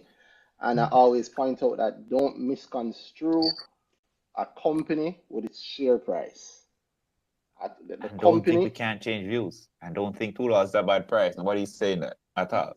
True. No, I hear it. Yeah, please. That's a good point.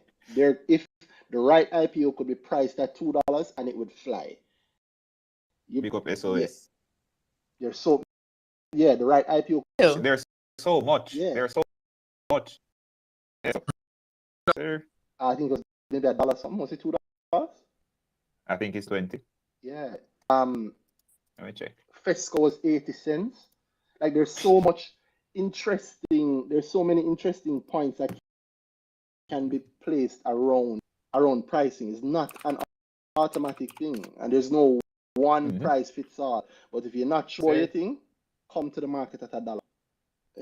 if you're not sure about your thing, if you Exactly. if you think you know but you're not sure, come to the market at $1. Because don't try and play bossy. That's my Keep it simple. Just follow the trend. Assuming that you can investors, and here's how you can't pretend to invest. You have to. There's a lot of pretending that happens. It comes out. Show yeah, man, it comes out no matter what. You can't hide it. Yeah, man. So retail broke on 225 was your cons price. Ooh.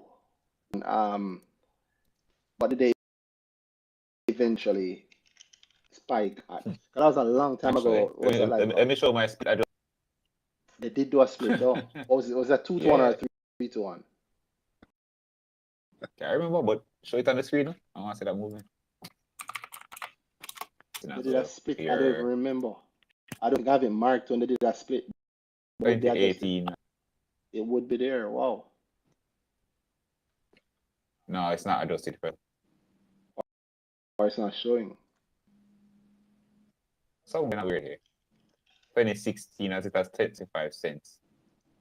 In that case, it is split adjusted. You sure? Yeah, man. If you're seeing 75 cents, it means that it is split adjusted. Even if you're not seeing the stock split adjusted. Also, the current price is adjusted for? It readjusts the previous price. What do you mean? What do you mean? As in, if you go in the past, so if it's, let's say a stock is at $2. Yeah, man. So the previous prices are adjusted and exactly. Cut accordingly.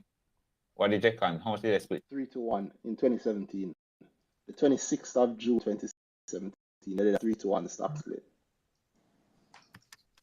So 75 cents should be 3 times 75 cents. That's right. That's 225, right? 150. Posting the 225 is right. I was looking at the 75 cents with a mind for what as the IPO price. Oh. It worked out. But what's the 75 cents you're looking at? The 75 cents is the first opening price. Oh, yeah. 0 to do it. Yeah. Yeah, so multiply that by before 3. JC, if you think. Yeah. Multiply that by 3. 220. So it's right. Yeah, it's very right. So J will be a $3 stock. No, it would be a $6 channel. No, it would be a $3 stock. $3.20. No, it wouldn't be at $3.30. Sorry. At 110.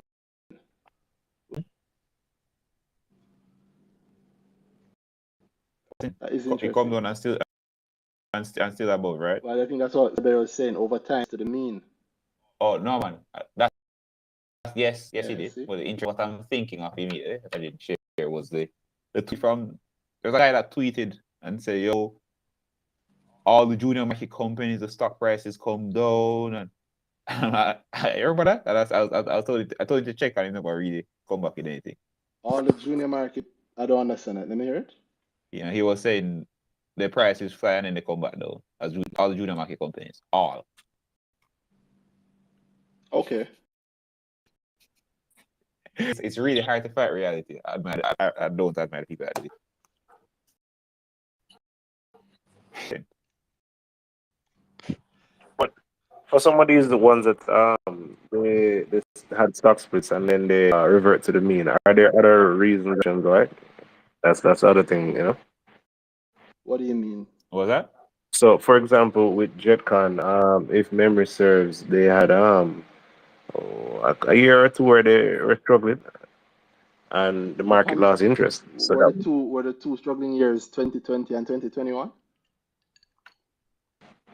I'd have to go on my money and look. I don't want to keep up with JetCon. I think something else was happening those 2 years. So I'm not sure what. Yeah. 2019. The fallout like 2019. In truth. Yeah. To be fair though, in 2019, Danhai, you and I are both on record talking about JetCon. They're, in my personal view, below their potential. I expected by now they would have expanded. Yes. Even though I keep every turn I make, I say, let's do it. Yeah. Let's do it. But who knows? Nothing before it's time. Nothing before it's time. Why? We create our own fate, right? Time is our time. So then, To that. so then Yes, boss. the question from the previous caller, Jack did make some really bad mistakes. So if you remember, their original business model was that they were focusing on a niche of the used car market. They used to bring smaller, cheaper quality. They used to focus a lot on the Subaru and certain cars which are seen as a higher quality, but small cars because they were lower price, and they had a very three US reps that were well trained.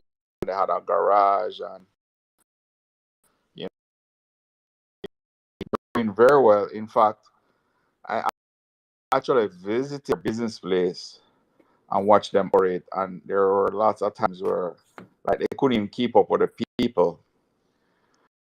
So they were great with that, and they changed their business model, and they went into this thing where they rented out this. They wanted to be this like big wholesale model, bringing in cars to sell back to people, and they rented this big space down by the wharf and all of that.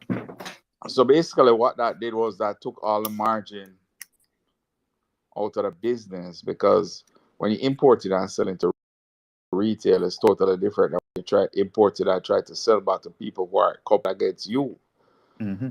So True that. That's the thing, big mistake they made that really blew up that company. And then so they have to recover from all those extra costs and all those mistakes that they made. And but the thing is that Andrew knows that business well, so focuses and tries to get that margin mix back correct. I mean, you could see that company recovering, but that's the big mistake. What do you think of their transshipment plans? What they were saying? Bring the I don't know. On a larger scale. I don't know enough about that to comment. But all I can say is that they've been doing it for a couple of years now, and it's definitely not hitting the bottom line. So it's either it's a great plan with a poor execution, or it's just a bad plan. I don't know. I can't comment on that.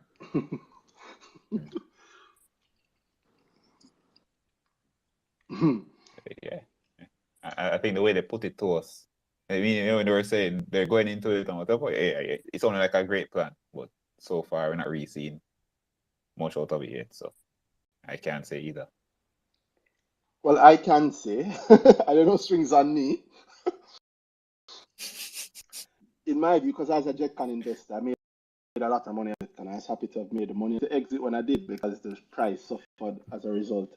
I think that I don't know if this is true, but them trying to do a transshipment thing is you now trying to go into competition with Japan.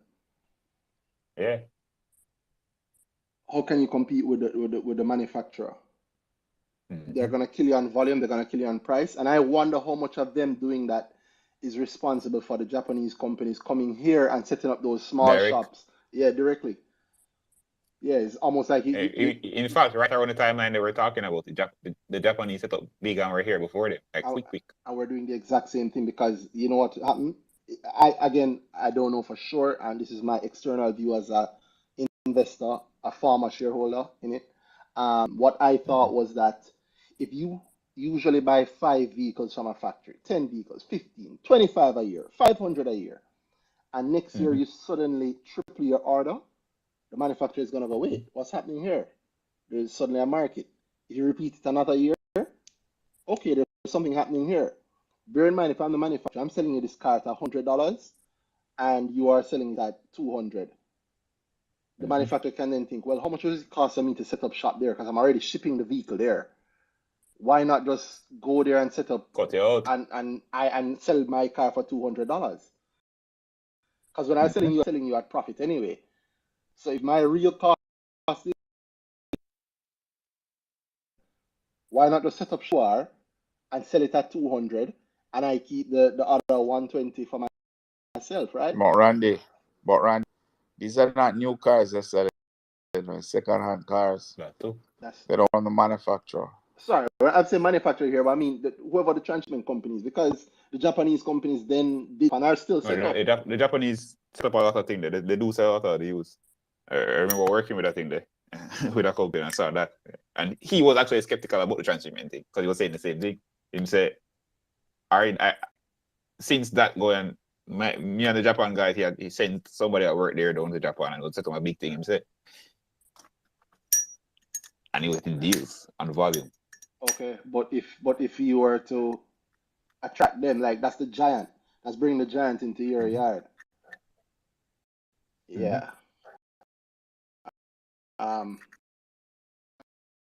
But ahead, I will become once again.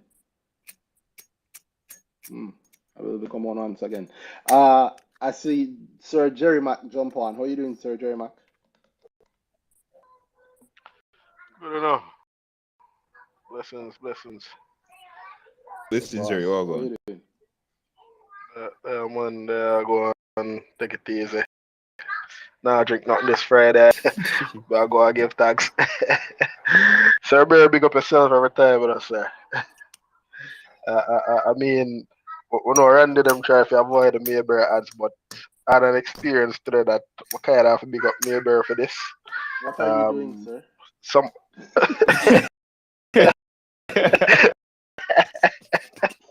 Wait.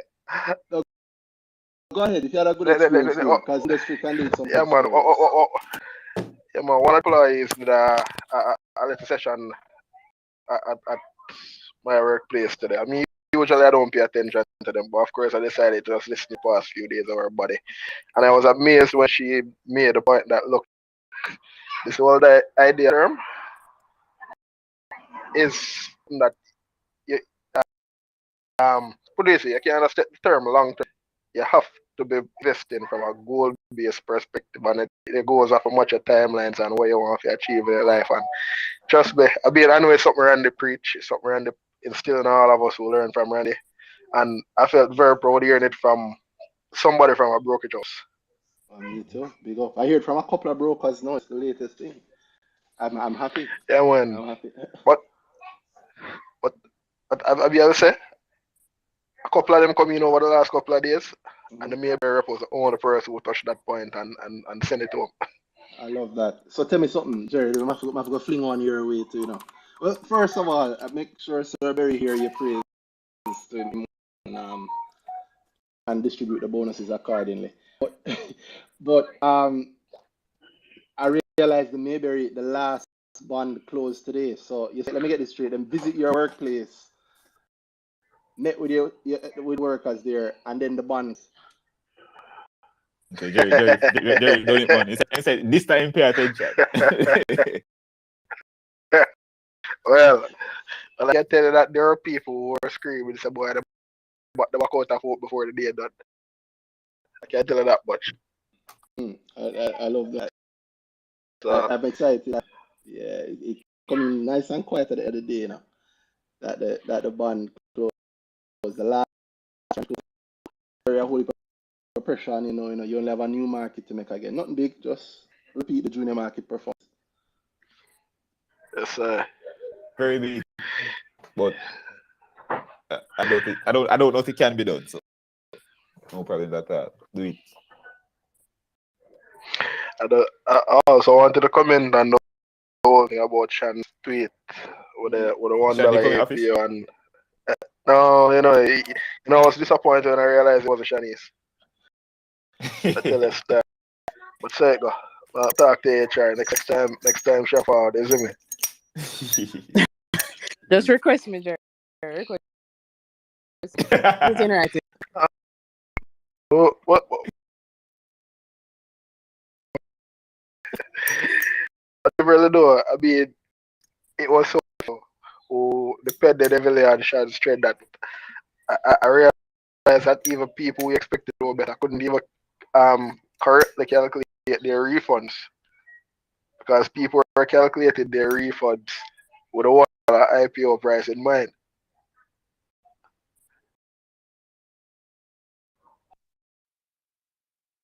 Wow.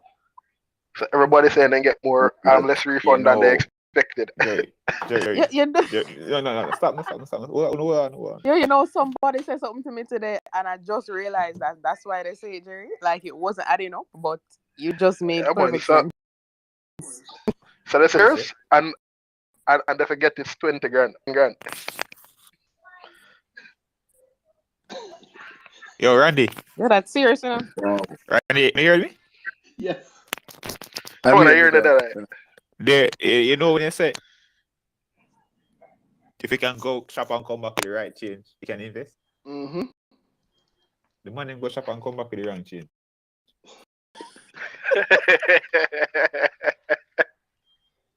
What I think is that it's indicative. Let me be nice. Since it has to be the nice one this evening, it's indicative of how people are following a specific track that they've been trained on. And I think the best thing for us as investors is to not get locked into any single track. The market is a constantly changing thing. It is up to us to adapt to the market, both as retail investors, institutionals, brokers, and companies that are listing. As the market changes, we have to change. And happen that might mean how you price and do an IPO has to be different. And at the lower end of the market where we are, it might mean that we have to ensure that just because the last IPO did go so, don't mean to the next one going to go so. The prospectus and you understand. Yeah, I think that highlights the psychology of the people in the market. Recency bias. Heavy recency, yeah. Heavy. I don't know. Ideally, make it easy for people. Sorry, go on then. Not necessarily easy, but if people are, used to things a certain way, and then you switch it up on them with this $2 IPO, like it's not automatic. But the thing is not switch up. Remember, this is $2 IPO. Is $1 game. IPO was a $1 IPOs before last year. Before how much of that we're getting. None $1.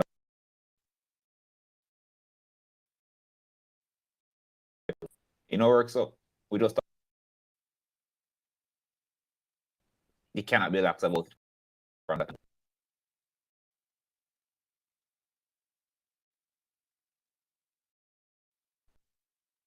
Tell me that person bought the IPO and nobody know what price the stock is. They were buying stocks they did not know the price of. They were just buying an IPO. That person could have get a letter saying you got in on this thing X amount of units at $2. He's shocked. We know $2. Yeah. Would you be surprised if you heard that person saying got scammed? No, I wouldn't. I wouldn't be surprised if other people are agreeing with them because. Can't go that line, brother. Yeah, remember this. As much as I'm loving any part of the activities out of the line, at no point anywhere in this investment do we lose the risk. I don't want to sound like bro God, but this really is a personal responsibility. Say we never don't say that, bro. There's a level of responsibility you must think that. Yes. Because up to that point, you want to go to the point where anything happening after this, I know says something wrong is happening and I can pick up on it. Yep. And the thing that stops fraud is knowledge. That's what it is. The thing that reduces is knowledge. Yeah. And there's no getting around that. This is why we say so much things happen. This thing happening the way it's said to happen. Then in many ways, you could be check here, so you should have checked X, Y, Z, and well, we see what happens when that never happened. So yeah, if you're putting it down, you go shop, go buy a bag juice, and you don't know the price of bag juice. Yeah, and then you imagine that. Shopkeeper. Go buy a booty. A booty for $100. Buy it and I come back with 200. You come up with 3. Yep. And the prices and the bully beef. Mommy call you the fraud. Exactly. But because you think you have to go to apply for an IPO and they never know the price. Imagine disappointment. I'm sure the people are disappointed, Jerry.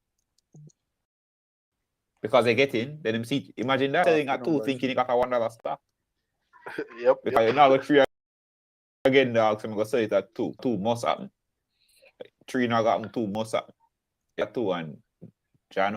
I remember this, the people who are fraudsters, they look out for the people who don't have the knowledge. That's who they look for. Absolutely. In fact, that is the entry point of fraud. And the weak point of everybody, the weak point of the organization, the points where that person this thing, I'm just don't know enough right there. So yeah. Trust me. Jaja. That's boy. So from Sagicor IPO of we don't really know how allocations is going. So the people not knowing now. That's you have to be careful. The cat is not a boy. That's you buy it for double what you thought it was, and you buy it, you don't buy the thing.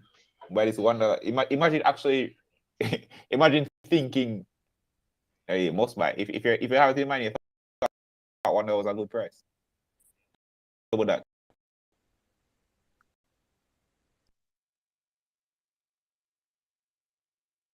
Yeah. Yes, sir.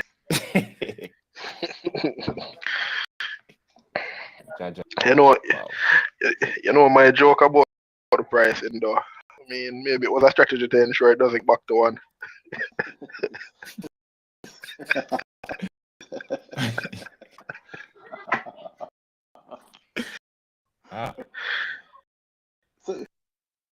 So Jerry, what else are you excited about this year? What else are you excited about this year? I realize that people are. I don't know if I want, but I say ECL. I realize that people are.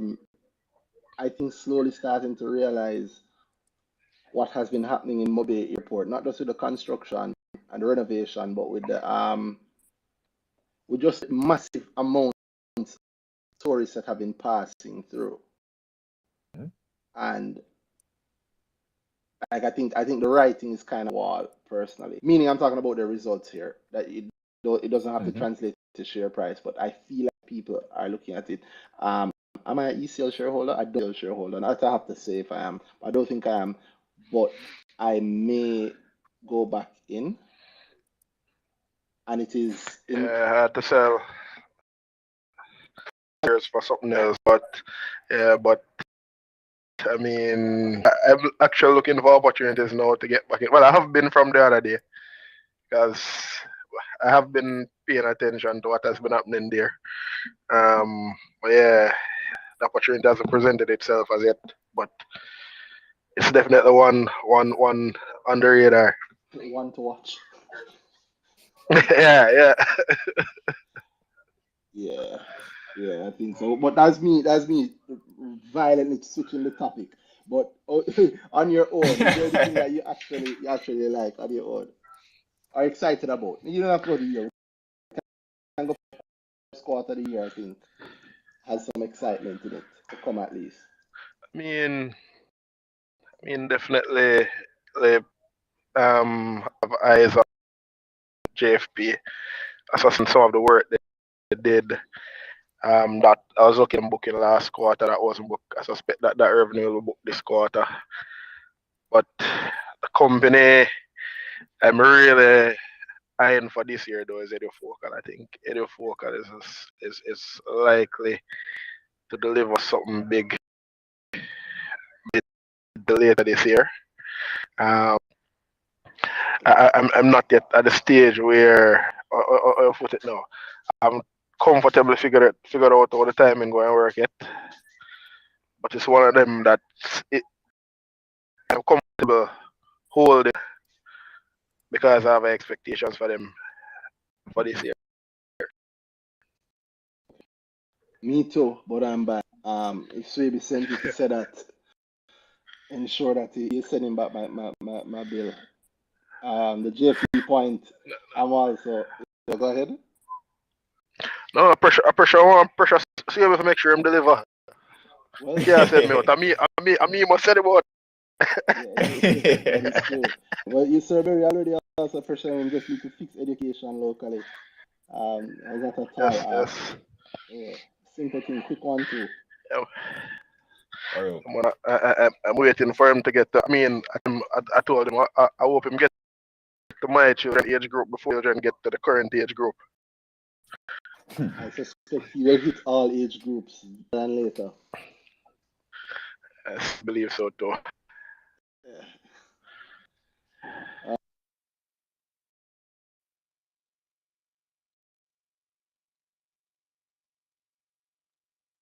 Dan 876.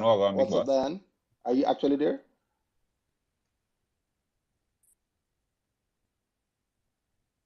Sleep again, man. Yeah, Dan look like I can drop asleep. All right, I don't skip. Steven, you're talking. But anybody else wants to send a speaker request? You can. You want to talk about this or I think.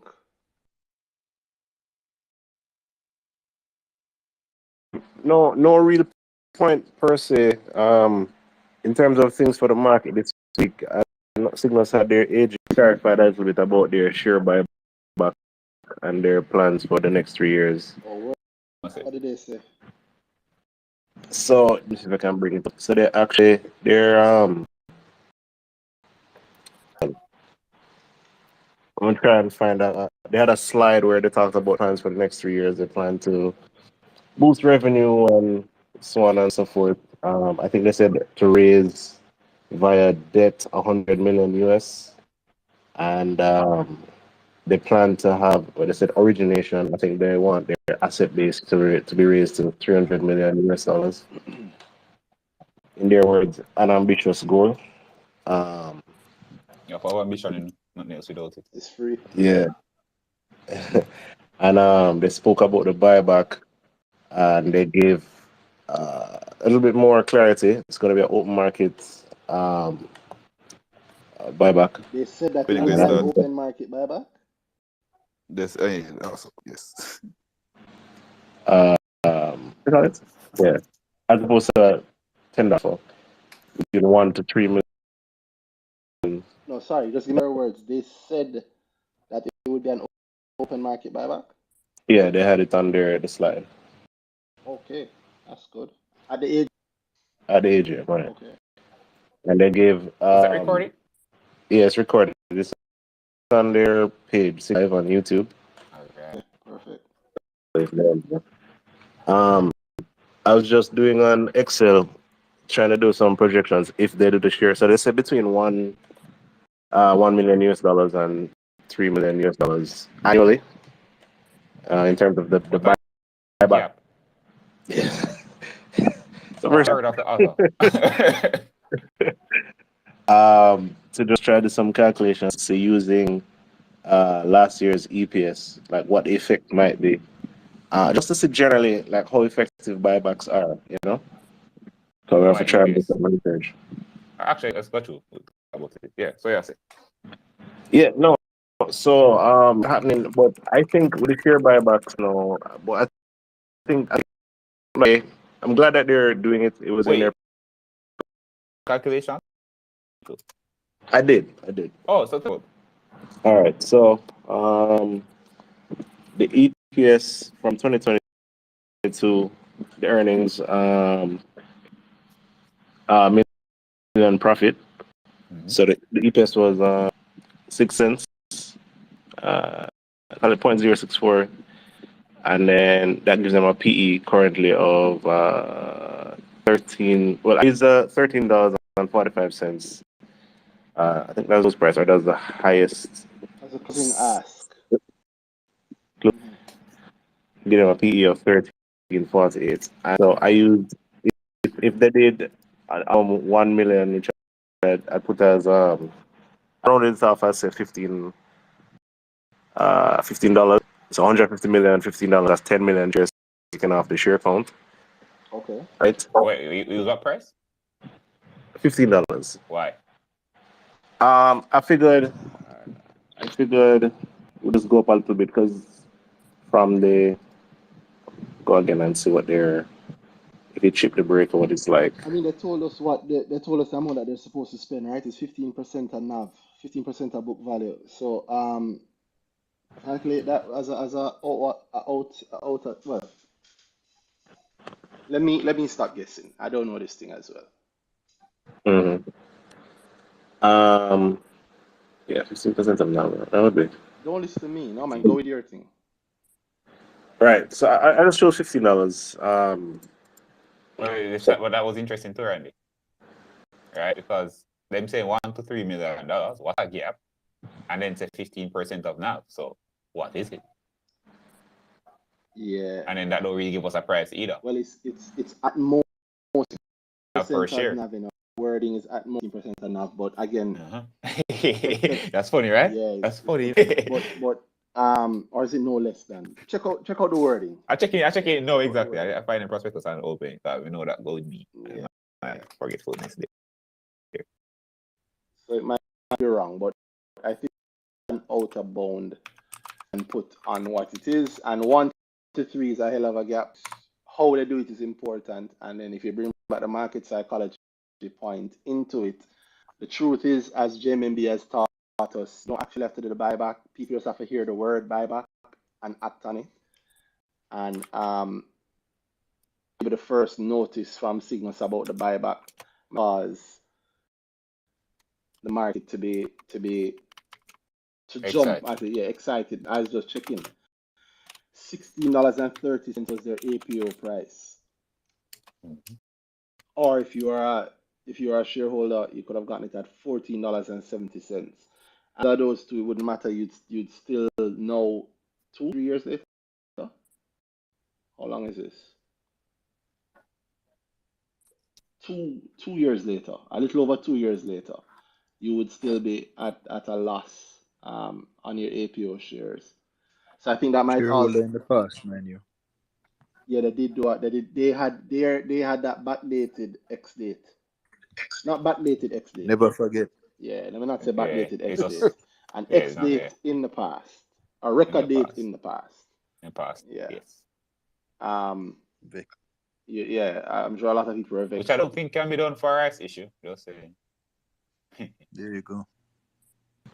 Yeah, and it just make it even worse because I'm trying to see if the buyback can quote unquote reverse some of the damage from a dilutive secondary offering. What kind of Phil, got you. Sorry, I'm jumping into.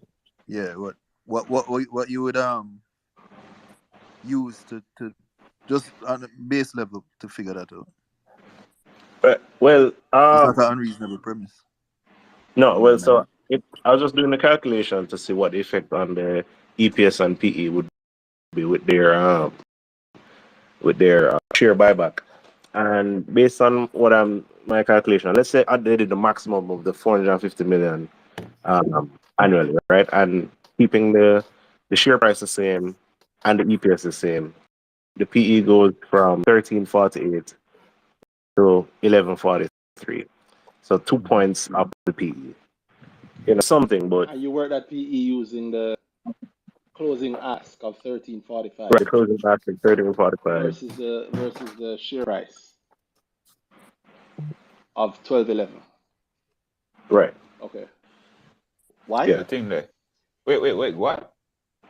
So I just like if you're to buy it tomorrow, you know what I'm saying? So just like, what's the closing ask? Why not the bid then? Why not the bid? Why not go with what people are actually bidding? In fact, I think finance rules. Again, I'm not an accountant. I defer to the accountant, the IFRS, the finance rules. But I think you can use share price or you can use bid, because bid means somebody is actually offering you this money for the shares. Again, take a grain of salt with that. I'm not an accountant. I'm just wondering why you chose to use a higher price than the share price. Than the closing bid.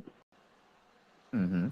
The closing bid is 1196, but you chose to go to the ask of 1345. Yeah, because if I'm going to buy, because if you're asking, you'll be buying there. Right, 1345, right? So that's I chose. Okay, I get you. Okay. Interesting part though, see, they said no more than 15% of NAV. 15% of NAV is $10 million. So they're going for 5% of NAV at most. But what's the wording on that? No, Because I think that. Yeah, 5% of NAV at most. No, all right. So what happens is that so if it's $10 million, no, they said right? no more than. So they can't go more than 10 mil. So they're elected to go for 3 mil at most. Right, but is that 3 mil per? Is that 15% per year or for the entire 3-year period that they have? 15%. That's not how that read. Yeah, that's not how that read at all. All right, so it reads as the article provide that the company will, after the 50th anniversary date, invite shareholders to offer for sale such number of shares aggregate value of which shall not exceed more than 15% of NAV. You know, for 4 years, and then after that initial date, for 4 years, we deliberately never read that on this show. And you know what people so read that document that Danhai just read? Yeah. Sorry to cut after that season, yeah. That's cool. But there's the 3 years, it's every 3 years they make a buyback offer according to the document. It's not every year a buyback offer or over the next 3 years. It's everything can make a buyback offer. Has to. Or they face penalties. We will make a buyback offer. Sorry. Will. Yes. Yeah. Or they face penalties. Yeah. It's not a 3-year buyback. That's what them say. Them say it's a 3-year buyback. Them do it.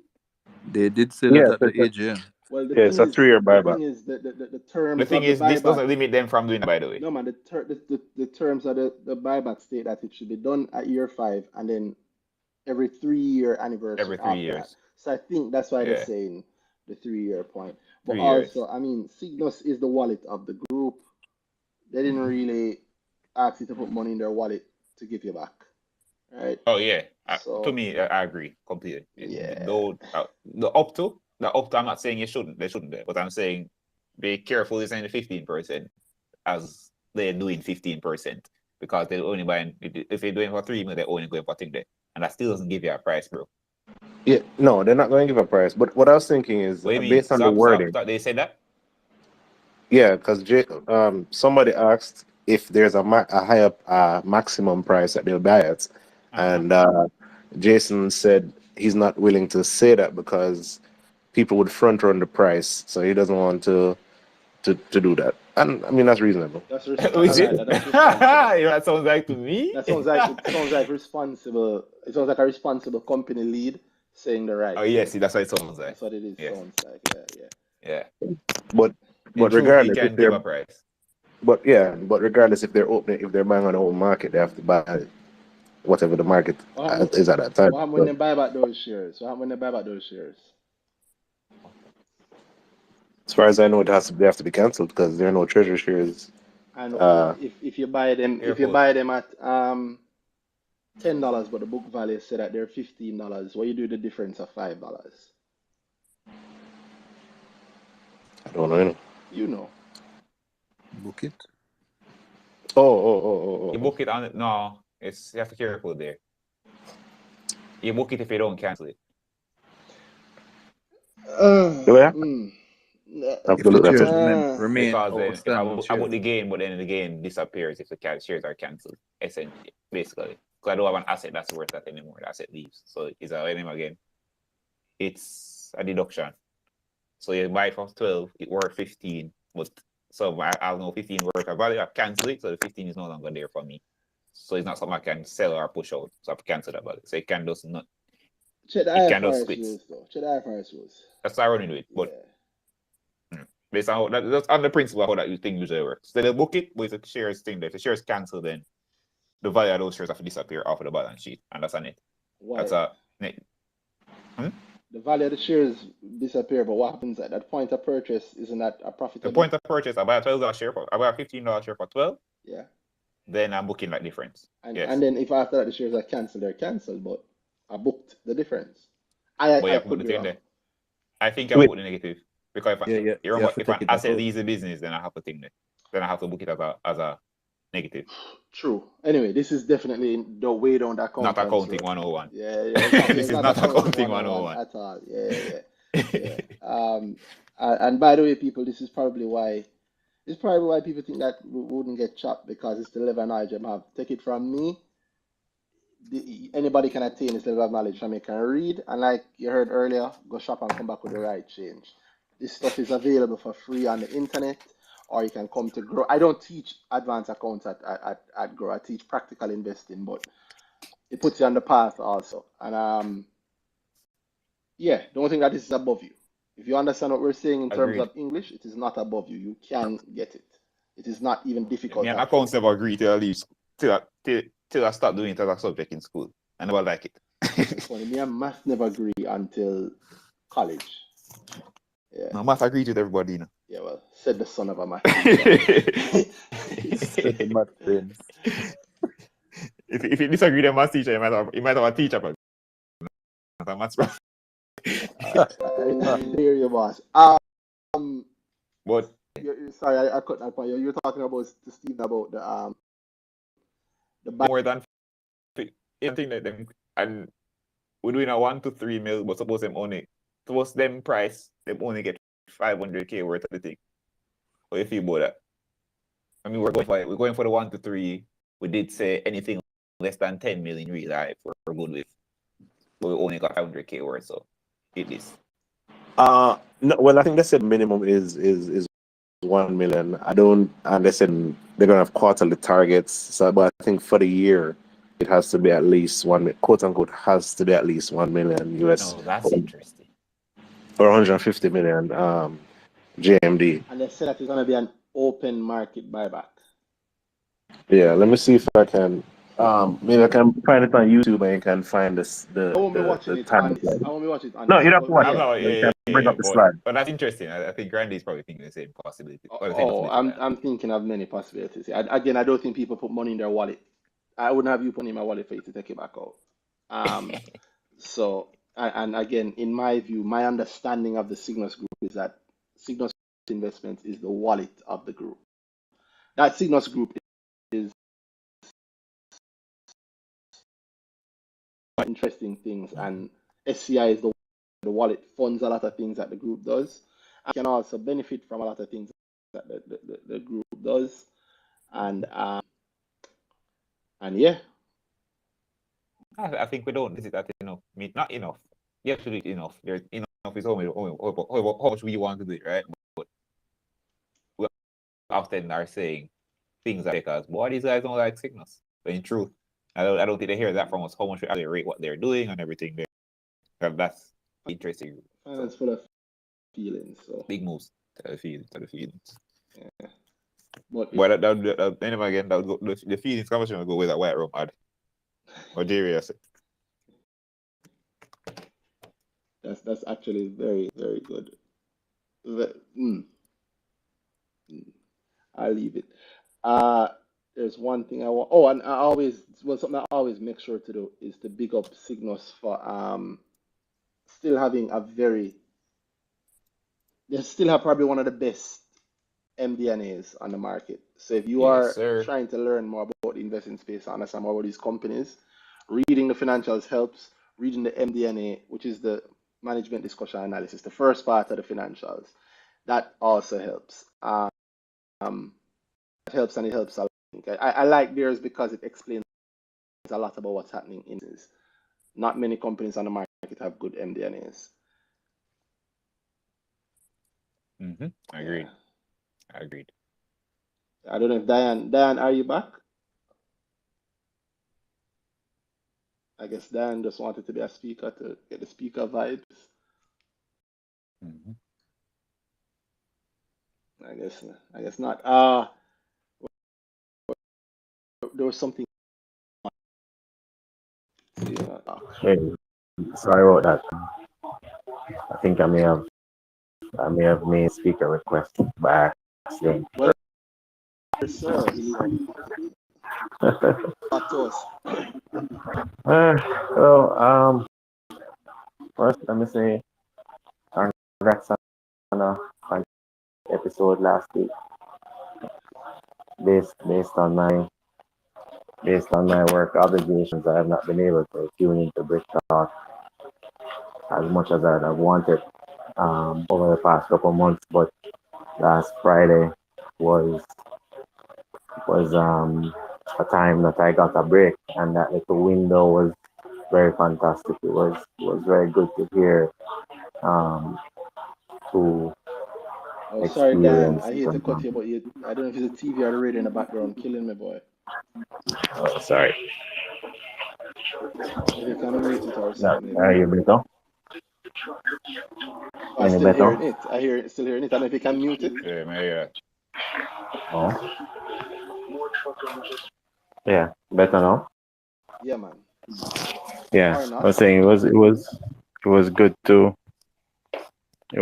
hear two very experienced investors and lead of brokerages, financial history, have a robust conversation with yourself, and then I like very eye opening and very very very telling about the perspectives at different levels of the market,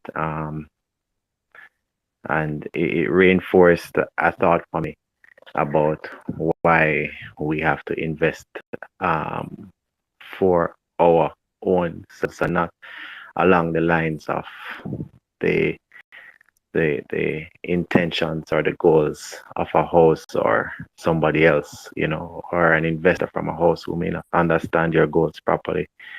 But to be informed enough and to be educated enough about the decision making process and what and keeps value to our individual portfolios. I think when Paul Simpson highlighted about creating value for his legacy shareholders, he was explaining from a perspective of big money bills, looking 10 years down the road versus, as you said earlier, show somebody with 100 grand who is trying to pay their light bill or pay a school fee. It's a totally different type of mindset, a totally different type of investor. And yeah, it was, I think for me, that was the biggest takeaway, to always remember to invest based on your own personal needs and goals and aspirations, and not on those created by someone or something else around you that you're trying to follow. That's But true. aside from that, it was a fantastic chat.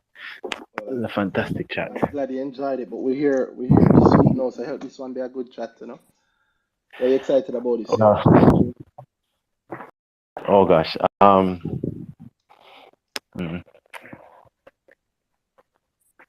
This year, 2023. On the market. I was going to be specific about a stock, but I think what I'm more excited about is the dynamic shift that we're seeing in the market, where more and more people are asking more questions and participating in growing in programs like Grow, participating in chat sessions like Brick Talk, where it's almost like a democratization of information in regards to investing, and allowing the free and open and honest conversations to happen in the space. The negative impacts we've been seeing over the last couple of days with regards to from certain allegations that are coming around. I think a lot of that based on the inability of people to really track, understand, make decisions on their own without being heavily guided by somebody at a financial house who may or may not have their best interests at heart. Well, And I'll give you some pushback on that, because like for years I've always been Mr. Listen, the houses don't care about you, and they don't. But just like this financial thing that's happening in no space, I actually think the industry is better off for it. It's like, you hurt the muscle and then you get stronger for it. I also think that there's gonna be a change in the houses and a change in the space where more retail investor interests are paid attention to. Because it's not that the financial industry doesn't pay attention to its clients' needs or wants. They do. If you have a If you have $100 million company and you approach a broker to help you with financing in Jamaica, assuming that your books are good, or even if your books need some help, you have lots more options nowadays. It's a lot better nowadays. You have better help along those lines. The only people that have been left out of the change and the shift in the industry is the lower end of the scale. Where we are really, and what we should push is for the houses to start addressing us. That's pretty much it. So we should put look, yourself in a place where your money matters to them. Yeah, man. All money matters to them, you know. It does. It's just as a pension. Just as a pension. Exactly. So well, for I don't want to use a term like derogatory, like my friend Paul Simpson used last week, but I don't think Paul used the word derogatory. What was the term that he used? It was a D word used. I don't. For what? For what? Yeah. In referring to, as you said, the lower end of the market, or as some people call it, the non-fundamental. No, man, no, don't. How I say it. What I mean, as you said, right, correctly. There are of investors in the market when it comes to knowledge and in terms of value of investments placed, but we are all here for one thing, and it's profit. And what I'm alluding to in what I'm explaining earlier is that the shift away from blindly investing just because we are putting down something for the long term, for lack of a better use of the term now. I am seeing a change or an improvement in the thinking in several people. A lot of the persons that I contact with now, for example, today, I ran into one of Danhai's clients and a mutual friend, and the mutual friend is somebody who does not have an advisor, and she said it's not the other person is your client. Yeah, right, but it was funny hearing two clients of Danhai talking, and she's sitting there looking at us, and she said, I think I need to revisit that thing because I'm thinking about cashing out my whole portfolio. And I said to her, been sitting there and for herself, she is of the next decision to make.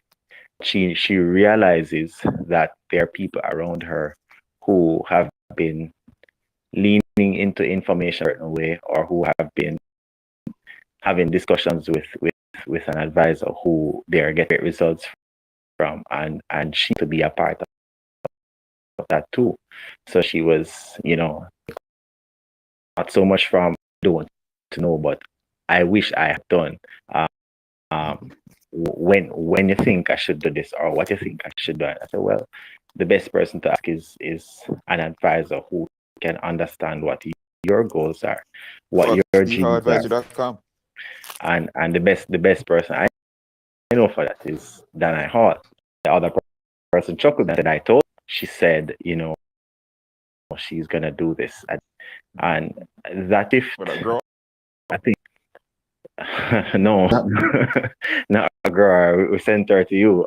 But I mean the shift in terms of the number of people who are speaking more from as you said it earlier, even the houses are using the goal-based investing method, or reading the goal-based investing method to clients now. They say that.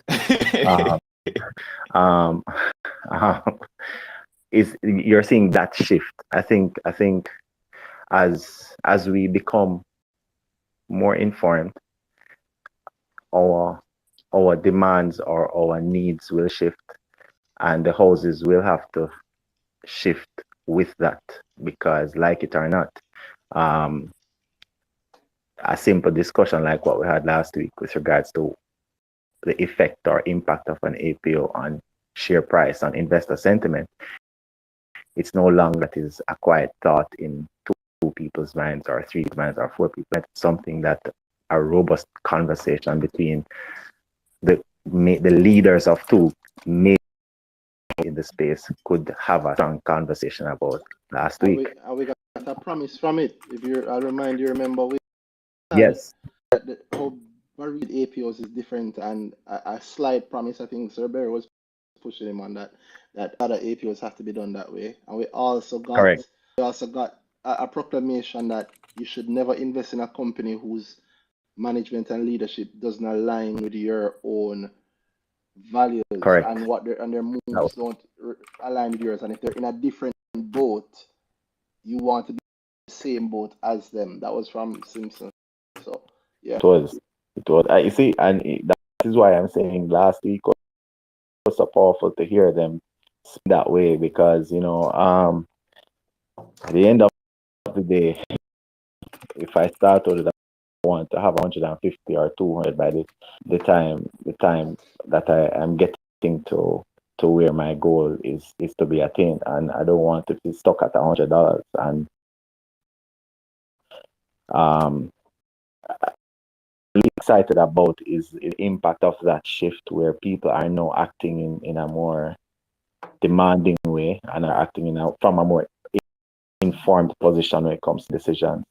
And they even something negative may be happening now, I agree with you that there will be a big push, as Minister Clark said. This is not a candy shop. So bro, I mean, sorry to cut you again, but I realized that we got to this point I would never mention it. I mean, the head of the FSC resigned. Yeah, that's a massive thing. Not to say that I don't think or know that the head of the FSC had anything, but I also think that is pressure. Not just pressure. I grew up. I mean, I'm in my mid-30s. Jamaica. That don't happen. Government officials don't resign on the back of things happening. People are still arguing for the child development lady to resign, which she should. Mm-hmm. That to me is also a step showing how more mature the financial space in Jamaica is becoming. Not even that necessarily like the person who doing anything wrong.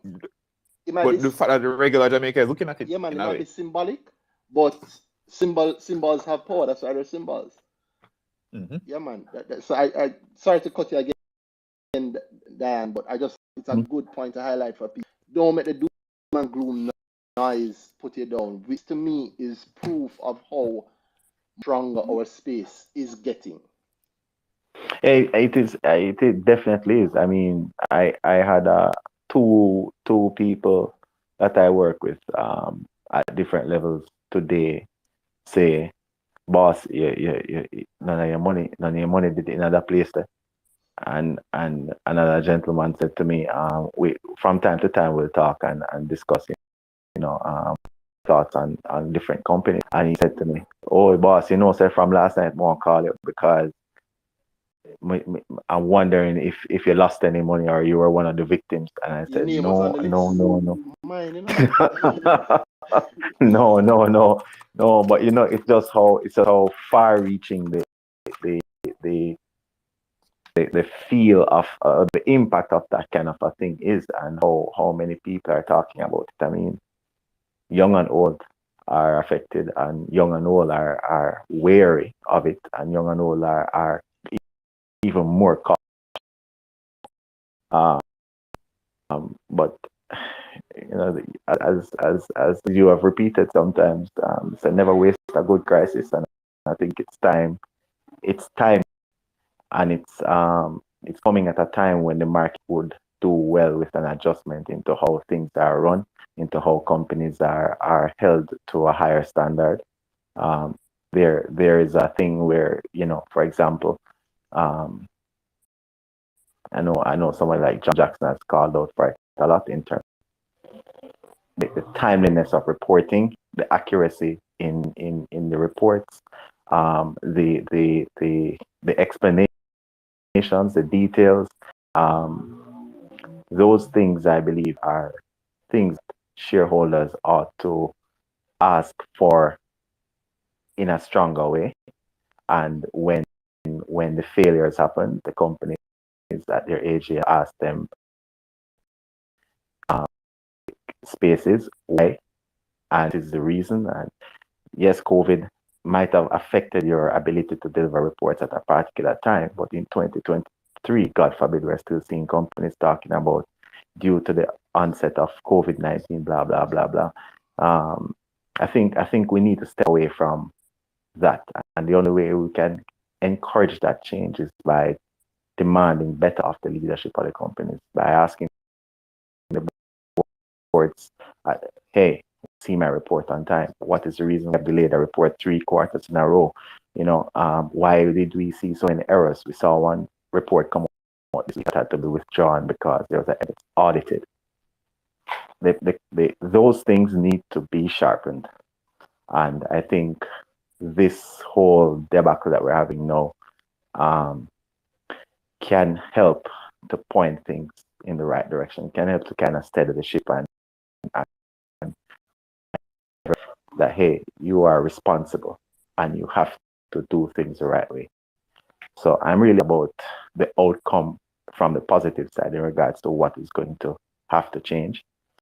I'm hoping that they don't overcorrect and they don't become unnecessarily onerous and but at the same time that it will influence a certain level of considered pragmatic for the betterment of all investors. I think you just like words a while ago. Indubitably, that's 100%. I agree. But I agree with you. I agree with you 100%, and I'm fearful of that. I'm fearful of an overcorrection. Like I don't want it to be that IPOs get slowed up because everything's stopping at FSC because of the fear of anything coming through being bad. Everything's not stopped at FSC. I don't want that to happen, but no, I just don't want that to happen. That's what I say. So I'm agreeing with you, and I'm looking forward to what coming changes to the space are, and FSC gets the budget that they need and the people that they need to do what they need to do, because I'm not under the impression that they were very well funded before, but I could be wrong also. So, well, they ought to be very well paid and very well funded, as they are the managers of scrutiny and appropriate all of the houses and the financial institutions that they review. So if it's a space that is really profitable and where you want to delete the influence of corruption, then you have to ensure that they are rewarded properly, and that they are not just rewarded properly, but also experts in this space from not just a qualification perspective, but from an action perspective, people who know the tricks, the people who know the ins and outs. There was something coming out of the IPO thing that I wanted to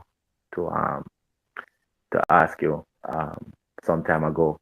When in the US, when a company is going to go to IPO, there's a form that they usually file. SEC. In the UN, you mean the 10K? The S something form. Okay. Like before the IPO, there's usually a form intention to list, okay. And they outline. When I remember, I think from our market, NCB, there's one that NCB had done years ago when they're considering listing in the US. Then the number of the form slips. Form. That's correct. That's correct. You're right. I'd love to see the equivalent of a S1 form in our market. The prospectus? Huh? The prospectus? No. The prospectus is not the S1 form. What's the difference? It is. It has other things that it has to have. And then the S1 version and the prospectus come out after with all the information that was already in the S1. Well, the prospectus can be part of the S1, but yeah, that too. But I think the formalizing of a lot of the data is the industry, I Agreed. yeah, I'd love to help in that regard if I can. But also there are lots I learned they probably don't need my help. I just want better everybody. That's the truth. And specifically my pocket and the people that have pockets like mine. What kind of pocket is that? Pockets with not Not so enough. large. Yeah, not enough. Yeah, I need not just a enough. little bit more. Good one. Yeah. I need just a little bit more. Yeah, And I can't do no jail time. I'm not built for that. So I have No, I tried. to make mine the right way. So Right way. Yes, so, sir. so anybody else who's trying to make theirs the right way, I think we're all in I that think same boat. all of us on the show probably are. I certainly You hope enjoy so. the money, you know. I certainly You hope know, so. we wouldn't be here if we That's didn't too, you want to have know. Imagine. we either make it already and trying to protect it, or we try to make it and protect it, you know. So You know, yeah. But as I say, with the additional with the addition with the additional details and stuff, I really would like to see more of that, you know, in terms of just these projections of year 1, year 2, year 3 going to that. I think I don't care about that, but I understand that you do. I understand that some people do. Businesses, it's yeah, not man. as you know, it's not a clear road. What they put in the business plan by year 3, they might look back and go, imagine what. I've even gone before Yeah. or that. Yeah, the truth is that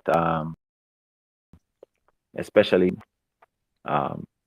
shareholders who are looking for let's say a teacher who to invest towards buying a home or towards doing her master's. She might have to invest for 5 or 6 years if she has children. Maybe heard of teacher striker? And even then, and then Randy, even then, that's not changing our thoughts on that. Yep. I know that. I know that's a thing there. A document there inside the prospectus. I know why I want it. I know what I get from it. But what's the line that it changes having that or not? Because half the time I think that it does something there, some protections put down with no. So again, some protected financial statements, and you have no idea how they come up with that. I want to know why you get that revenue that you have in year 2. What's going to happen to cause that? I think that's more important than showing me the revenue you expect to have in year 2. So why number 2 is not just it's a twofold approach. It's a potential investors with more information. More pertinent information in terms of helping us to make more sensible decisions instead of just on the basis of those random projections. What I'm saying, I don't care about the random projection. Give me something real. Yeah. Right. But additionally, to have the oversight bodies more informed as well. So if you indeed plan to APO, we need to be able to almost like a forensic review of your entire operation. IPO, my APO. Like it must be saying that with the APO in mind. Well, I really hate it. Well, both. You know, with even if it is whatever it is in terms of an offer, I believe the bodies themselves must understand clearly and at a granular level how that company is making money and how they will continue making money for the investors that will participate in the offer. It's not just a rubber stamping thing. There's a thing too that I believe. It is because yes, it is because every IPO that comes out. When was the last time you saw an IPO document that stated that the FSC has indeed approved this IPO? Because FSC does not approve IPOs. FSC does not approve. So what is their role? Regulatory body. So if approving is not the same thing as the way you think about it, because why does it? So I'm hear me out. I'm explaining. Yeah. FSC. Yeah, but let me ask the question. What Why? a So you can prospectus? What's a type it here. prospectus? It's a document that outlines an offer to the public for what is the FSC's role in that then? FSC cannot approve that. Approval would then be saying what? What's this say? I know what you mean by approval. Okay, the why thing does you mean it by need to approval go is to the thing that FSC? happens now. What role does the FSC play in the company being having They do the ability? Hold on. They're oversight. So I'm going to cut both of you. I'm going to cut both of you. I think the fact that you're asking that, Diane, and I suspect most people don't know, I think what it says is that we do need a bit more investor education around the break. Yeah. Because you check that they never approve any. What's what you're explaining? Explain why just now, Danhai. No, so I'm hearing him again. Diane, the word they're using, approve, the thing that happens right now is I think what you mean is the thing that's happening right now. You're not seeing the word. Prospectus is an offer document. The prospectus doesn't have to be followed by a listing to the public or whatever. Prospectus, so it doesn't on the stock exchange. It's just, okay, cool. If the company is becoming public and taking new shareholders, then this is the then the FSC have to look at it and say, all right, this thing works out sensibly, and this is proper for people to invest, not on the basis of how the company is doing or whatever. Or if is this a scam? Is this a real company? Are the things they do verifiable? Do they have background information behind it that can be checked from real sources? Them to all of that. So they check the audited, all the things you see in the prospectus. What they're saying is, are you giving enough information to the public? And is the information you're giving to the public, we're going to do some about verification that it is true. Yeah. Okay, let me. So they're just making sure it's okay for people to buy it. You guys. Let me pause both of you. Remember, we have a whole bunch of people in here, and not all of them understand the space. So let me just try and translate that for everybody.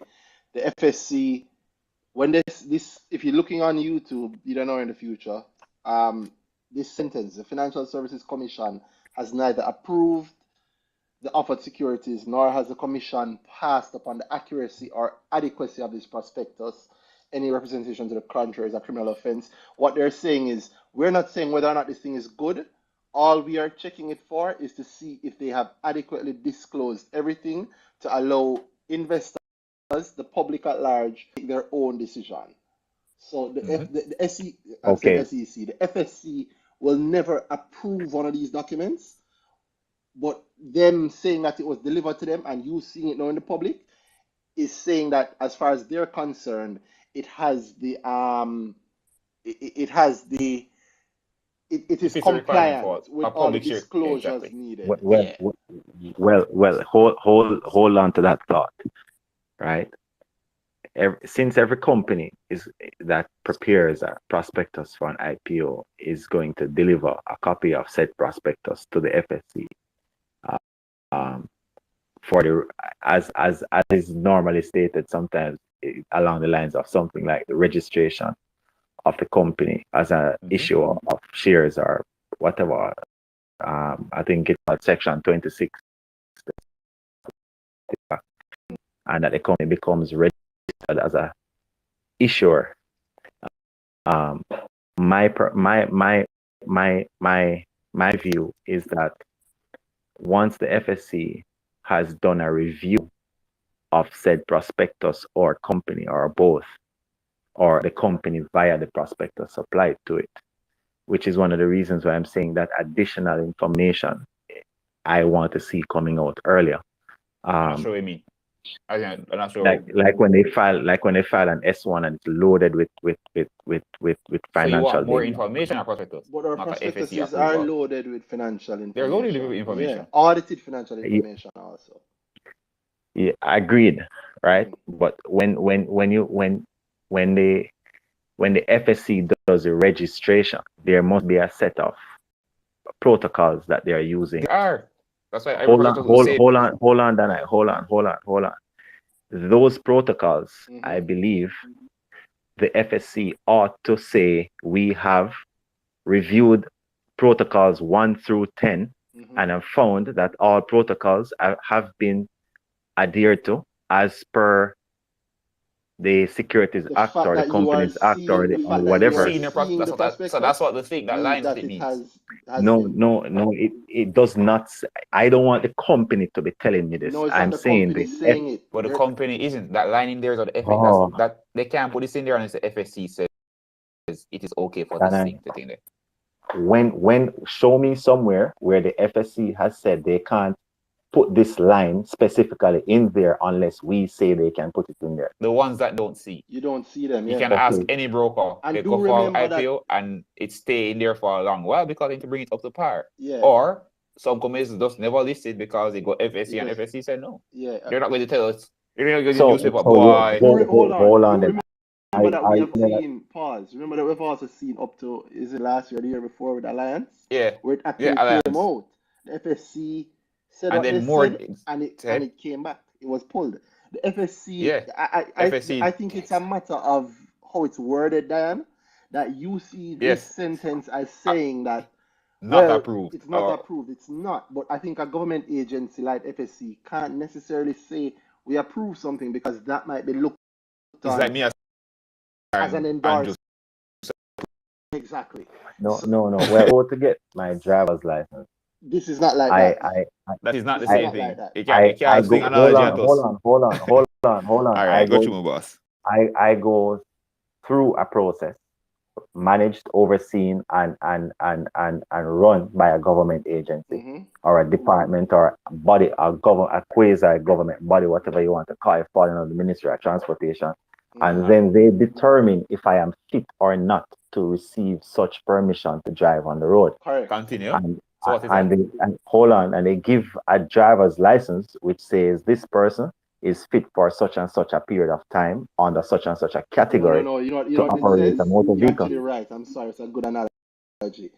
That person licensed to say that this person has been licensed to drive on the roads of Jamaica. It does not say that this person is a good driver. Can drive. Yeah. It says hold on.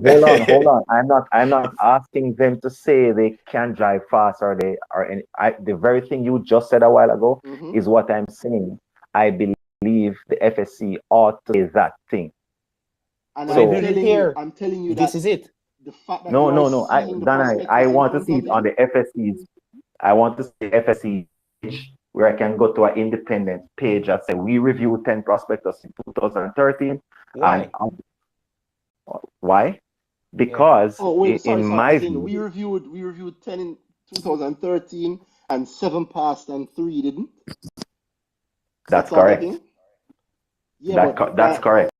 Diane, you can't do that. That's somebody's business. No, and that is what. Well, from where and I don't suppose I go to the FSC because I want a list, right? I do my thing at FSC. Yes. Listen, this isn't at the standard that we want yet, and okay, but then it comes out that I did that, and my competitor takes it and goes to public and say, "Look how Randy Incorporated FSC couldn't even pass them." That's not how it works. You can't do that. So what the FSC does is FSC. That's why there's a broker. Understand. No, I think you should understand that there is a standard that has to be passed, and when things don't pass that standard, the prospectus never comes out. So you don't see. It cannot. It's totally illegal to put a prospectus without that. The seeing of that sentence means that it has passed the FSC's compliance in terms of disclosure, but it doesn't mean that the FSC is saying that it's good. And understand how that could be misconstrued, especially in Jamaica. If imagine the regulator saying this is that one I can buy, man. Imagine if the FSC prospectus is buy this. That is why FSC. That is why. Hold on. Oh no, Randy, hold on pick up in. I'm gonna give you an example why that's not a good thing. To example, and then you can work from it. I'm gonna give you a true life example.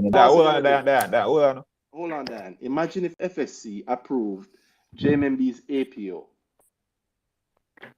3 years later, an investor goes, then how FSC make me put my money in that something and look how my did and my losses.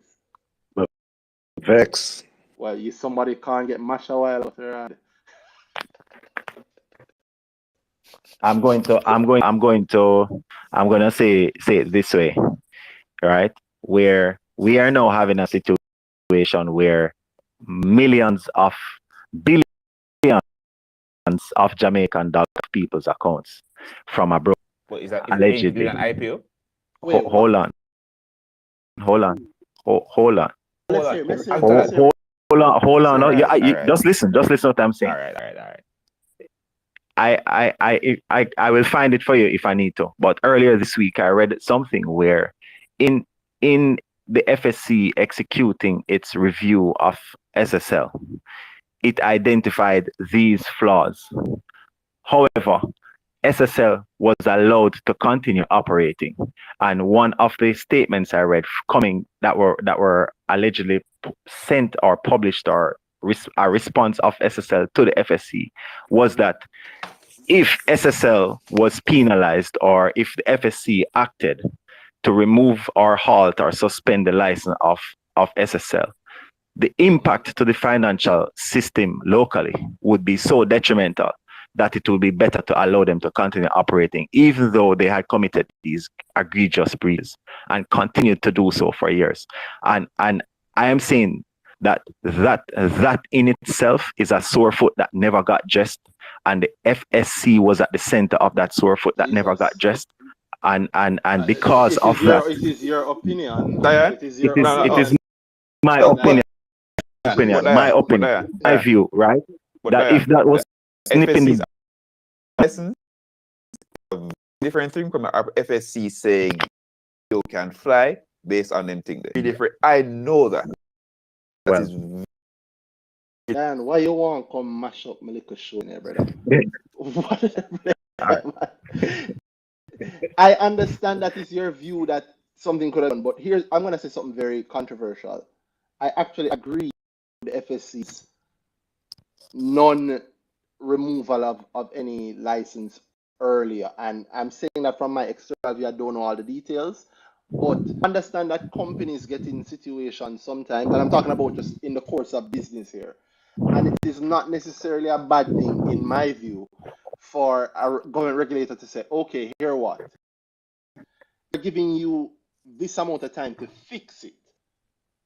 And if let's say the capital that's system, fine, but say that details then. also matter. Then. Yeah. Say that then. But Say we gave them. Say that. That was said. The SSL problems, especially around capitalization, are not new. It's just that most people weren't. Let's be serious, Diane. This is some boring stuff we're talking about. You have to be a real. you have to either be in the finance space and care about it, or it have to be a job for you to be going into this stuff. How many people are reading these reports? I was reading this report. David, big up David. Yes. David Wright wrote about it up to I think Hold on, but nobody reads it because who gives a damn? But them saying that they're breaching capital requirements or okay, that don't mean nothing. But if you say bolt get chopped, everybody understand that. But the nuance of the situation is what we really have to pay attention to.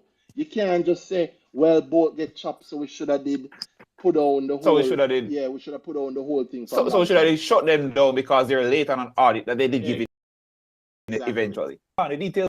Yeah, man, you can't do that. Imagine I'm not saying details don't matter. I'm saying we're excluding them. You're removing them from the conversation with the no, way just no, said.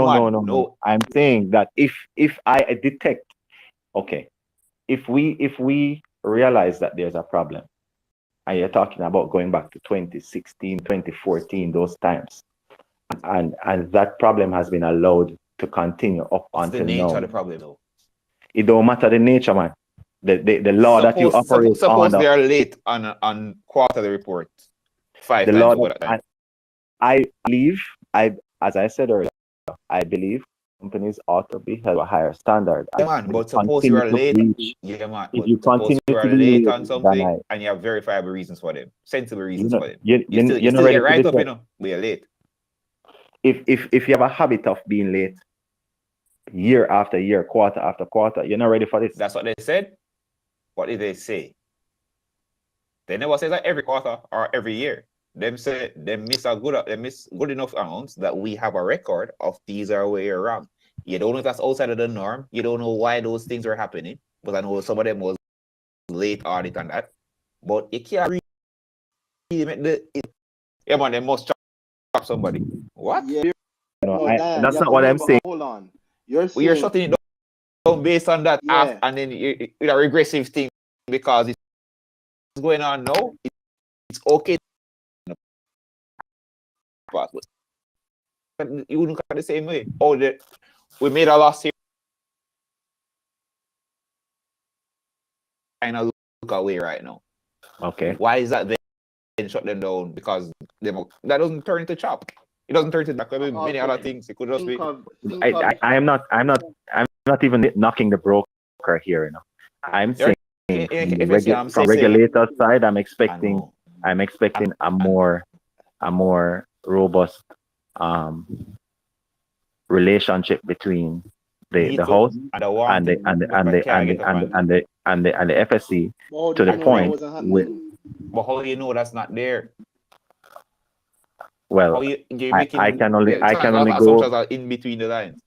I can only go based on where we are and what they say has been happening for a long time. I can't go off anything. But they have given you. What are the details of what they said? If they said 16 times over the past 7 years, you're going to take that as, oh, John was a lot of times and just leave it there. Suppose only two of them did serious. Yeah. And like think of this yourself. serious, we're looking at it because this thing is happening now. But it carries the outcome and then say, boy, back in the past, these things happen. And they may not have seemed serious then, but we should have put a heavier hand on them. Yeah, man. So are you saying that all right, let me ask this. Do you believe that if we had a robust FSC, that we would have seen the prolonged remaining of these issues at a singular host or a repeated failure to file on time?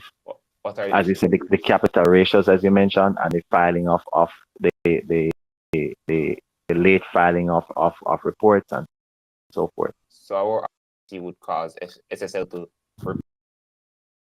report earlier every time it should. But the houses are required to maintain minimum capital levels, right?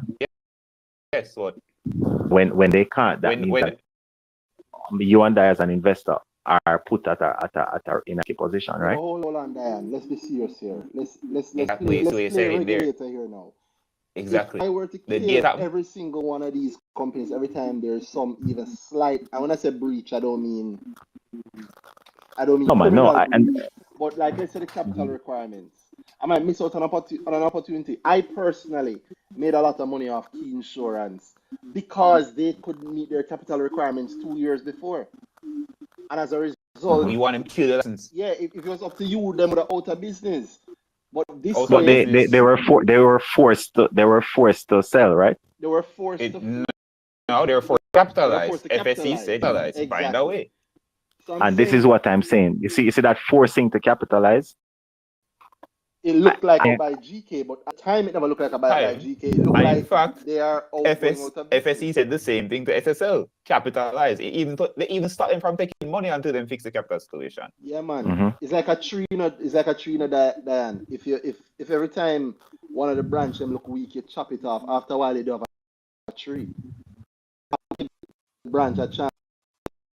And sometimes fix itself might mean somebody else takes it over. We've seen parts of the SSL group fall off and become stronger on their own. That opportunity would not have been there if they were killing it every time it went down. Oh gosh, I don't even want conduct too, but bro, there be no banks or anything. If it's not perfection. Say okay, get in line. That's them go. That's what they do. And of course they're going to put okay. If I go past a certain point with this problem, then yes, we you're out of capital. Fix it. Will you give a talk about it? And if you meet that, then sure. But it can't be that boy. The audit late. So no, a whole financial. That's not just own the thing. Around no problem. Just on the basis of this audit report late, and you get it. And if it comes to a point where you don't know you're gonna get it, then never a problem. Okay. Because they know that window for themselves. Yeah, man. Also, was the audit report just late, or I mean, we don't know. It's an example. It's an example. It's an example, Yeah. and it was one of the things stated as that was one of the things I heard. I was listening to Emily, and that was one of the things she said was are part of the breaches in the past. Yeah, man. So the point I'm making though is that a late report is very different from, you know, an audit report that is wrong and get a chop. You understand? So if an audit report came up and the figures look way off and they detected the fraud at that time and they didn't do anything, we don't. There's a different argument. It doesn't mean you're going to boy. It doesn't mean you're going to the fraud.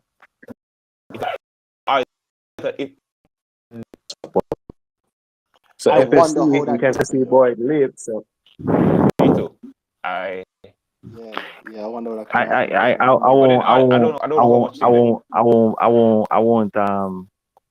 don't want to belabor the point, and I No, you don't labor this, brother.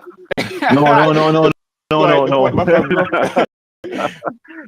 But you see, my concerns, like when the Financial Investigations Division said that the questionable transactions date back for at least a decade, as was reported in the Gleaner earlier this week, or today, as a matter of fact, when they said that, right? In the statement, right? Yo, shut up from when yeah, the man, still running up. Brother. All right. Oh, she watch Olympics and chat the one. Brother. No, I know that. But you see, she watched Olympics and happy for the man. Oh God. Happy yourself. Because the dog back up. Puma needs to pay us. Jesus. Oh my God. Let me declare I do not know. Say, yo, you said anything to do. Let me declare I do not know if the lady has anything to do with imagine the race goes down run. Yeah. Congrats. Let us be clear that we don't have anything to do with that. We actually don't know. We don't know for instance. It is just said in jest. I'm sure the courts will sort it out. We do not know what's happening there, and I trust that Mr. Bolt will have the best thing done for him. You know, also it's supposed it wasn't her, or it's supposed she's much less of a problem in the whole thing than this whole than it is right now, and I just don't come to that yet. Why do you think I just said that? Again, we do not know if the lady has any involvement in that. It's just something said in jest. We do not know for sure, and to be clear that we are not saying that she is or isn't. The courts will do what, and I am not accusing anybody. Neither is my co-host accusing anybody I am of not doing anything far from that. that they that the courts have not proven them to have done. Please and thank you. Yeah. Jesus. Things are much simpler when we never do this. Well said. I think. Listen, thank you very much. I think you've said. If anybody else wants to talk about it, please. All right, it was cool, but I'm just looking. I'm excited this year that we'll see change in a positive direction towards the development of the market, the further education of the investor, and especially us non-fundamental investors who are just trying to grow our little bit of money into something. Aside from that, I am still excited about the how many IPOs are to be listed this year. I am happy to see more Jamaican businesses finally to become listed and become a part of the market space. Gives us a chance to own a little bit more of those companies and for them to access easier financing and so forth, towards their growth. I don't think some of the small businesses, especially our medium-sized businesses locally, can really grow the way they want without actually becoming listed and getting that additional push. It's funny. Almost like I'm going. It's funny.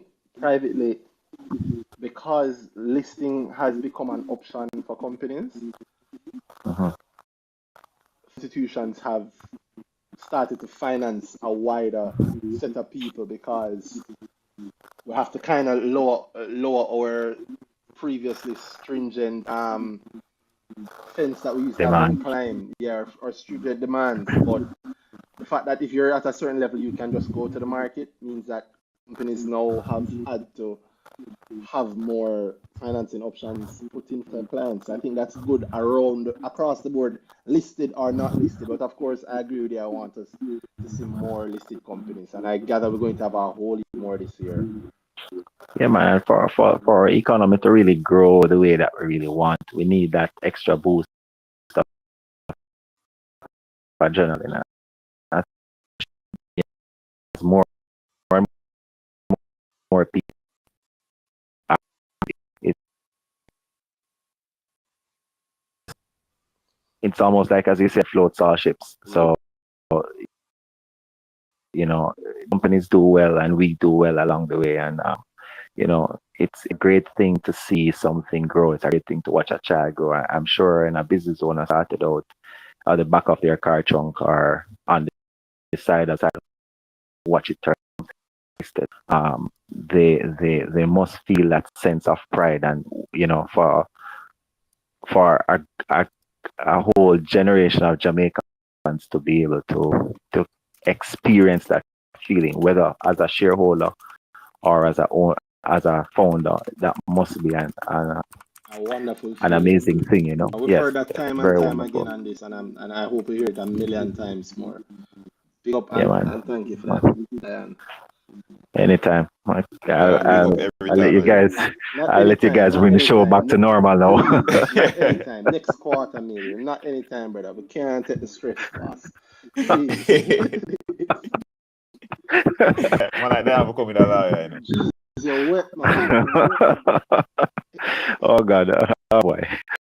My apologies, but it's just a desire to see a better tomorrow. That's all it is, buddy. Same. You know, and yeah. It's not meant in terms of, you know, anything. It's not parochial. No, that's the word. That's the word. That's the word. Oh gosh. Oh my. Anyways, guys, have a great weekend. It was a pleasure. Yeah, man. Cool. Alright, people, we'll be talking for a little while. This is your last chat. If you want to ask us something, if you want to talk to us about something, if you want to know about a stock or whatever, send a speaker request and we'll talk about it. Otherwise, we'll be wrapping up pretty soon. Danhai, what's the most interesting thing you see this week? I didn't ask you that at the start. On the market.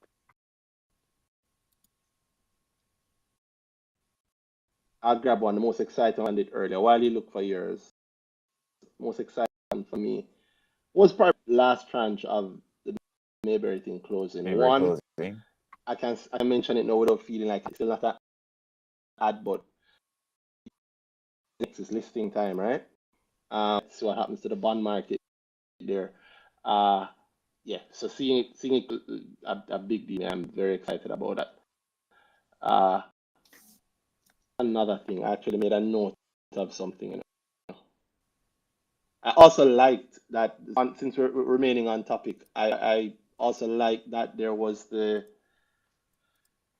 article from the I think Chris Berry mentioned it earlier when he was speaking about the industry.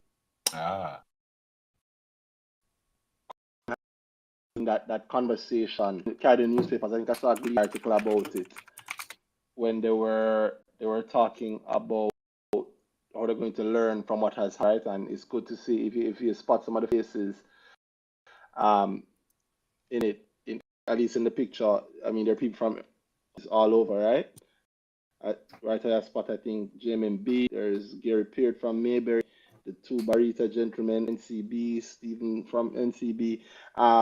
It's good to see that this is the industry coming out and saying clearly that, you know, they're going to learn from it, they're going to grow from it, and yeah, it can only make the space better.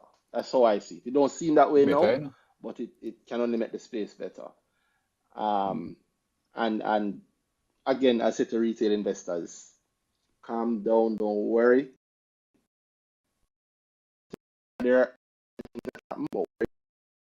You will always have bank robbers. It doesn't mean we shouldn't have banks. It just means that intention against the robbers. Yeah, so don't think that this going to stop being lucrative anytime soon. Money not going to stop being made. The market is still the best place for your money. That's not going to stop any time soon. That it is not going to stop in our lifetime. In the worst of times, the stock market is the best place for your money, in my personal view. In the best of times, the stock market is the best place for your money. Yeah, man, there's always opportunity there. And history agrees with it. Yeah. Yep. The only people who cash out and leave are the people who you never hear from again. Yeah. We do have an episode called Cashing a Position, though, that I've never published. What? Really? We never published it? I've never That's published it. interesting. No, I see it every time I look in the logs. I've never published it. I don't know why I didn't even remember why. I know there was something in there why I never did it, but at the time, and then it's been a long time since. Our unpublished episodes are gems, you know, bro. Jeez, you're wet. Gems for every lawyer out there. And then you said crash on launch, Jaja. Oh, JJ out. Oh, that's an IC Insider. I found that weird how that article came out before the market was even closed. That market came out before even midday. The article came out, I think, 11:58. No joke. No joke. As it's like, did he type this on the night?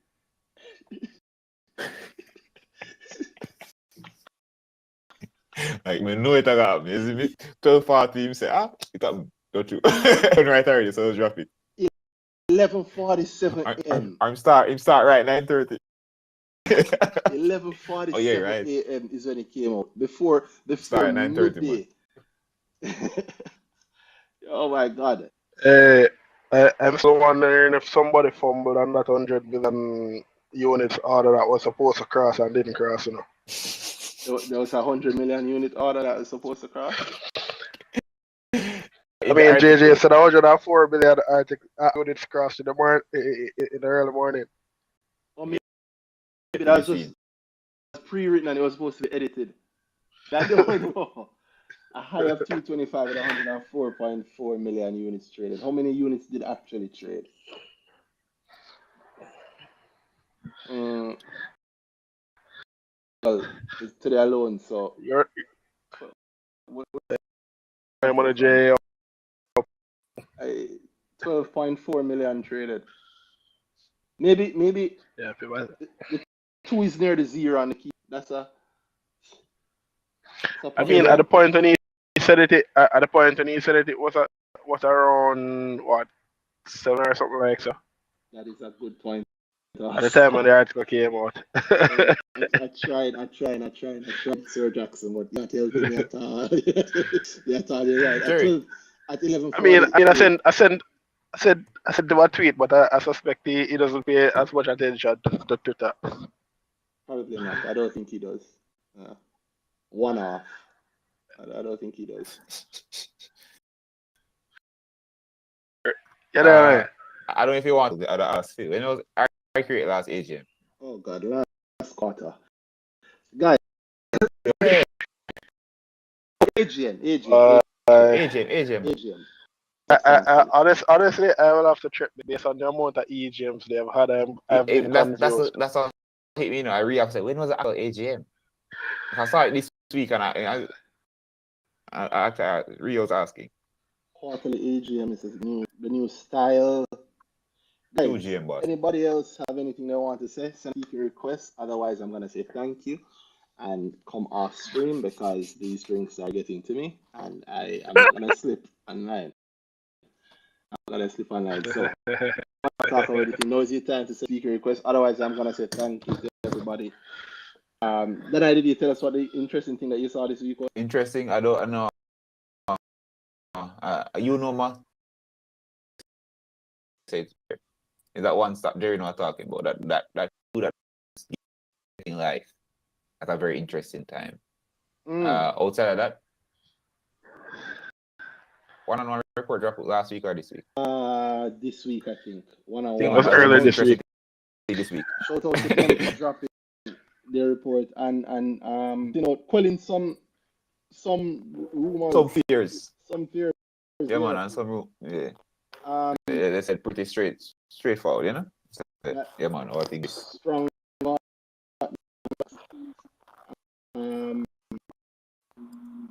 What else did they say? They put out the full year results and their results.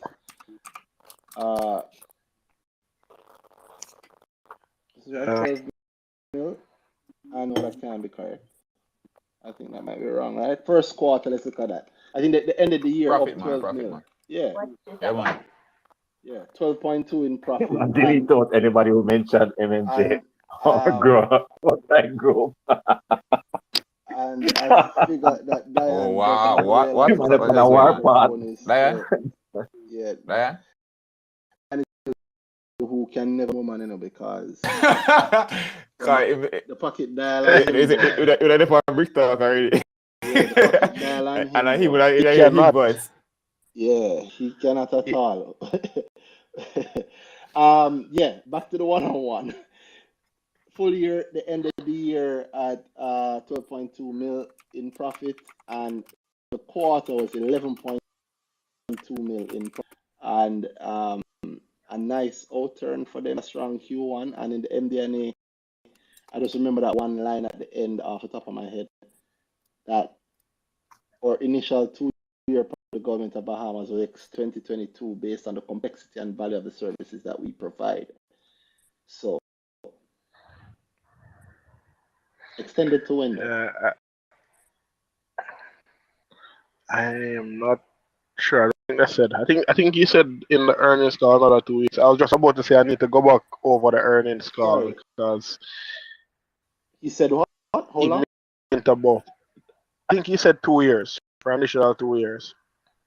So to 2024. Yeah. So I need to go back through the earnings call.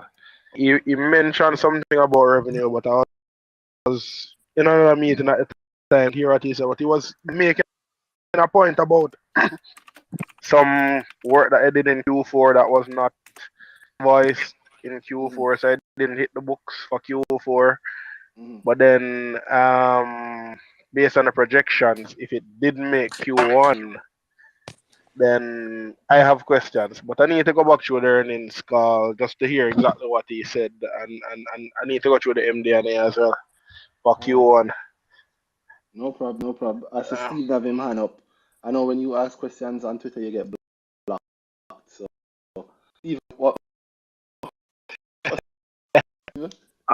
Yeah, no, it's not really a question, but I just saying that was somewhat interesting, very, very, very loosely. BOJ came out and said that they think they're trying to encourage the banks to raise their interest rate by saying the government can get higher return by switching out of commercial banks. So I mean, it doesn't speak thing, but for me, at a time when people are saying, other investments, risky and so on and so forth, for the BOJ to be saying that, boy, government can make money by taking money out of savings accounts, I think that's interesting. And they were very clear about why they were saying that also, right? They was very open. They were in cheek. It was very, very clear as to why they were saying it. They were saying interest rate pass-through happens. Yeah. For some strange reason, I hear everybody else except for when Steven talks. Oh, I'm not sure. I'm not sure why. Bob on this. Cut out 1 minute sometime. See, I'll hear it on the replay. No problem. Okay, no problem. So he was just pointing out the fact that the BOJ was prodding the government to switch banks. They were saying that I think I saw that. Billion. Yeah, and it was deliberately. They're being very clear on why they're doing it. They can get better returns from other banks, and they figure that once they do that, it will encourage competition between the banks, which benefits everybody, right? Yeah. Because even though the BOJ has been raising their interest rates, the banks have held straight. Yeah, man. I think I saw previously where the BOJ have been, people from the BOJ have been hinting that the banks have not been making adjustments on the deposit where that is concerned. So when I didn't read the article in full, but when I saw it, I knew exactly what the intention was. Yeah. So again, this is a bigger sign of the further maturity of our sector. And this is government and the BO encouraging more competition to benefit everybody, benefit all of us. Government don't have any money, it's all money. So yeah, and essentially, well, our money that the government have, every bank want it. Mm-hmm. So the BOJ saying move it to this entity. I mean, you go and push whoever have it for give better returns on it. Yeah. Because nobody wants to lose. That's part of our money that the institutions truly care about. And it requires all of us to come together before it, right? Yes. And the government, yeah. And just for context, so people understand what we're saying, the average, they mentioned it in the article, the average interest rate before the BOJ rate hikes on a savings account was 0.41%. That's less than 0.5%. And after the rate hikes, they increased it to 0.42%. So that's criminal. You know, it is very interesting. It's not criminal. That's criminal. No, I mean, quote unquote. That's less than 0.5%. Yep. Right. It increased, but it dropped. Yeah. Well, yeah, geez, if you consider inflation in this, inflation is what, 9%? Ended last year at 9%. Somewhere there about 9.4%. So what was 0.41 before the rate hikes? 9.4% lower, but it was increased to 0.42%. As I said, my brethren said, wait, so both put 10 million up for 10 years, and after 10 years, he was only supposed to get 12 million? So only 2 million top and 10 million? That's the OG word which I will not say online, but yeah. If anything, you just give credence to the work you have put in over the years, Randy, to help educate the average man and encourage the average man to become financial literate. I just hope the majority realize that is a real lesson in this. Yes. You really have to pay attention to your thing yourself. Yeah, and if you do it, you make money. That's the truth. If you do it, you make money. Yeah, you don't have to make billions and billions. But if you do, well, you tell the people. You can't tell what you millions. Tell us how. Yeah, mate. Yeah, we even place the band lock in a brother.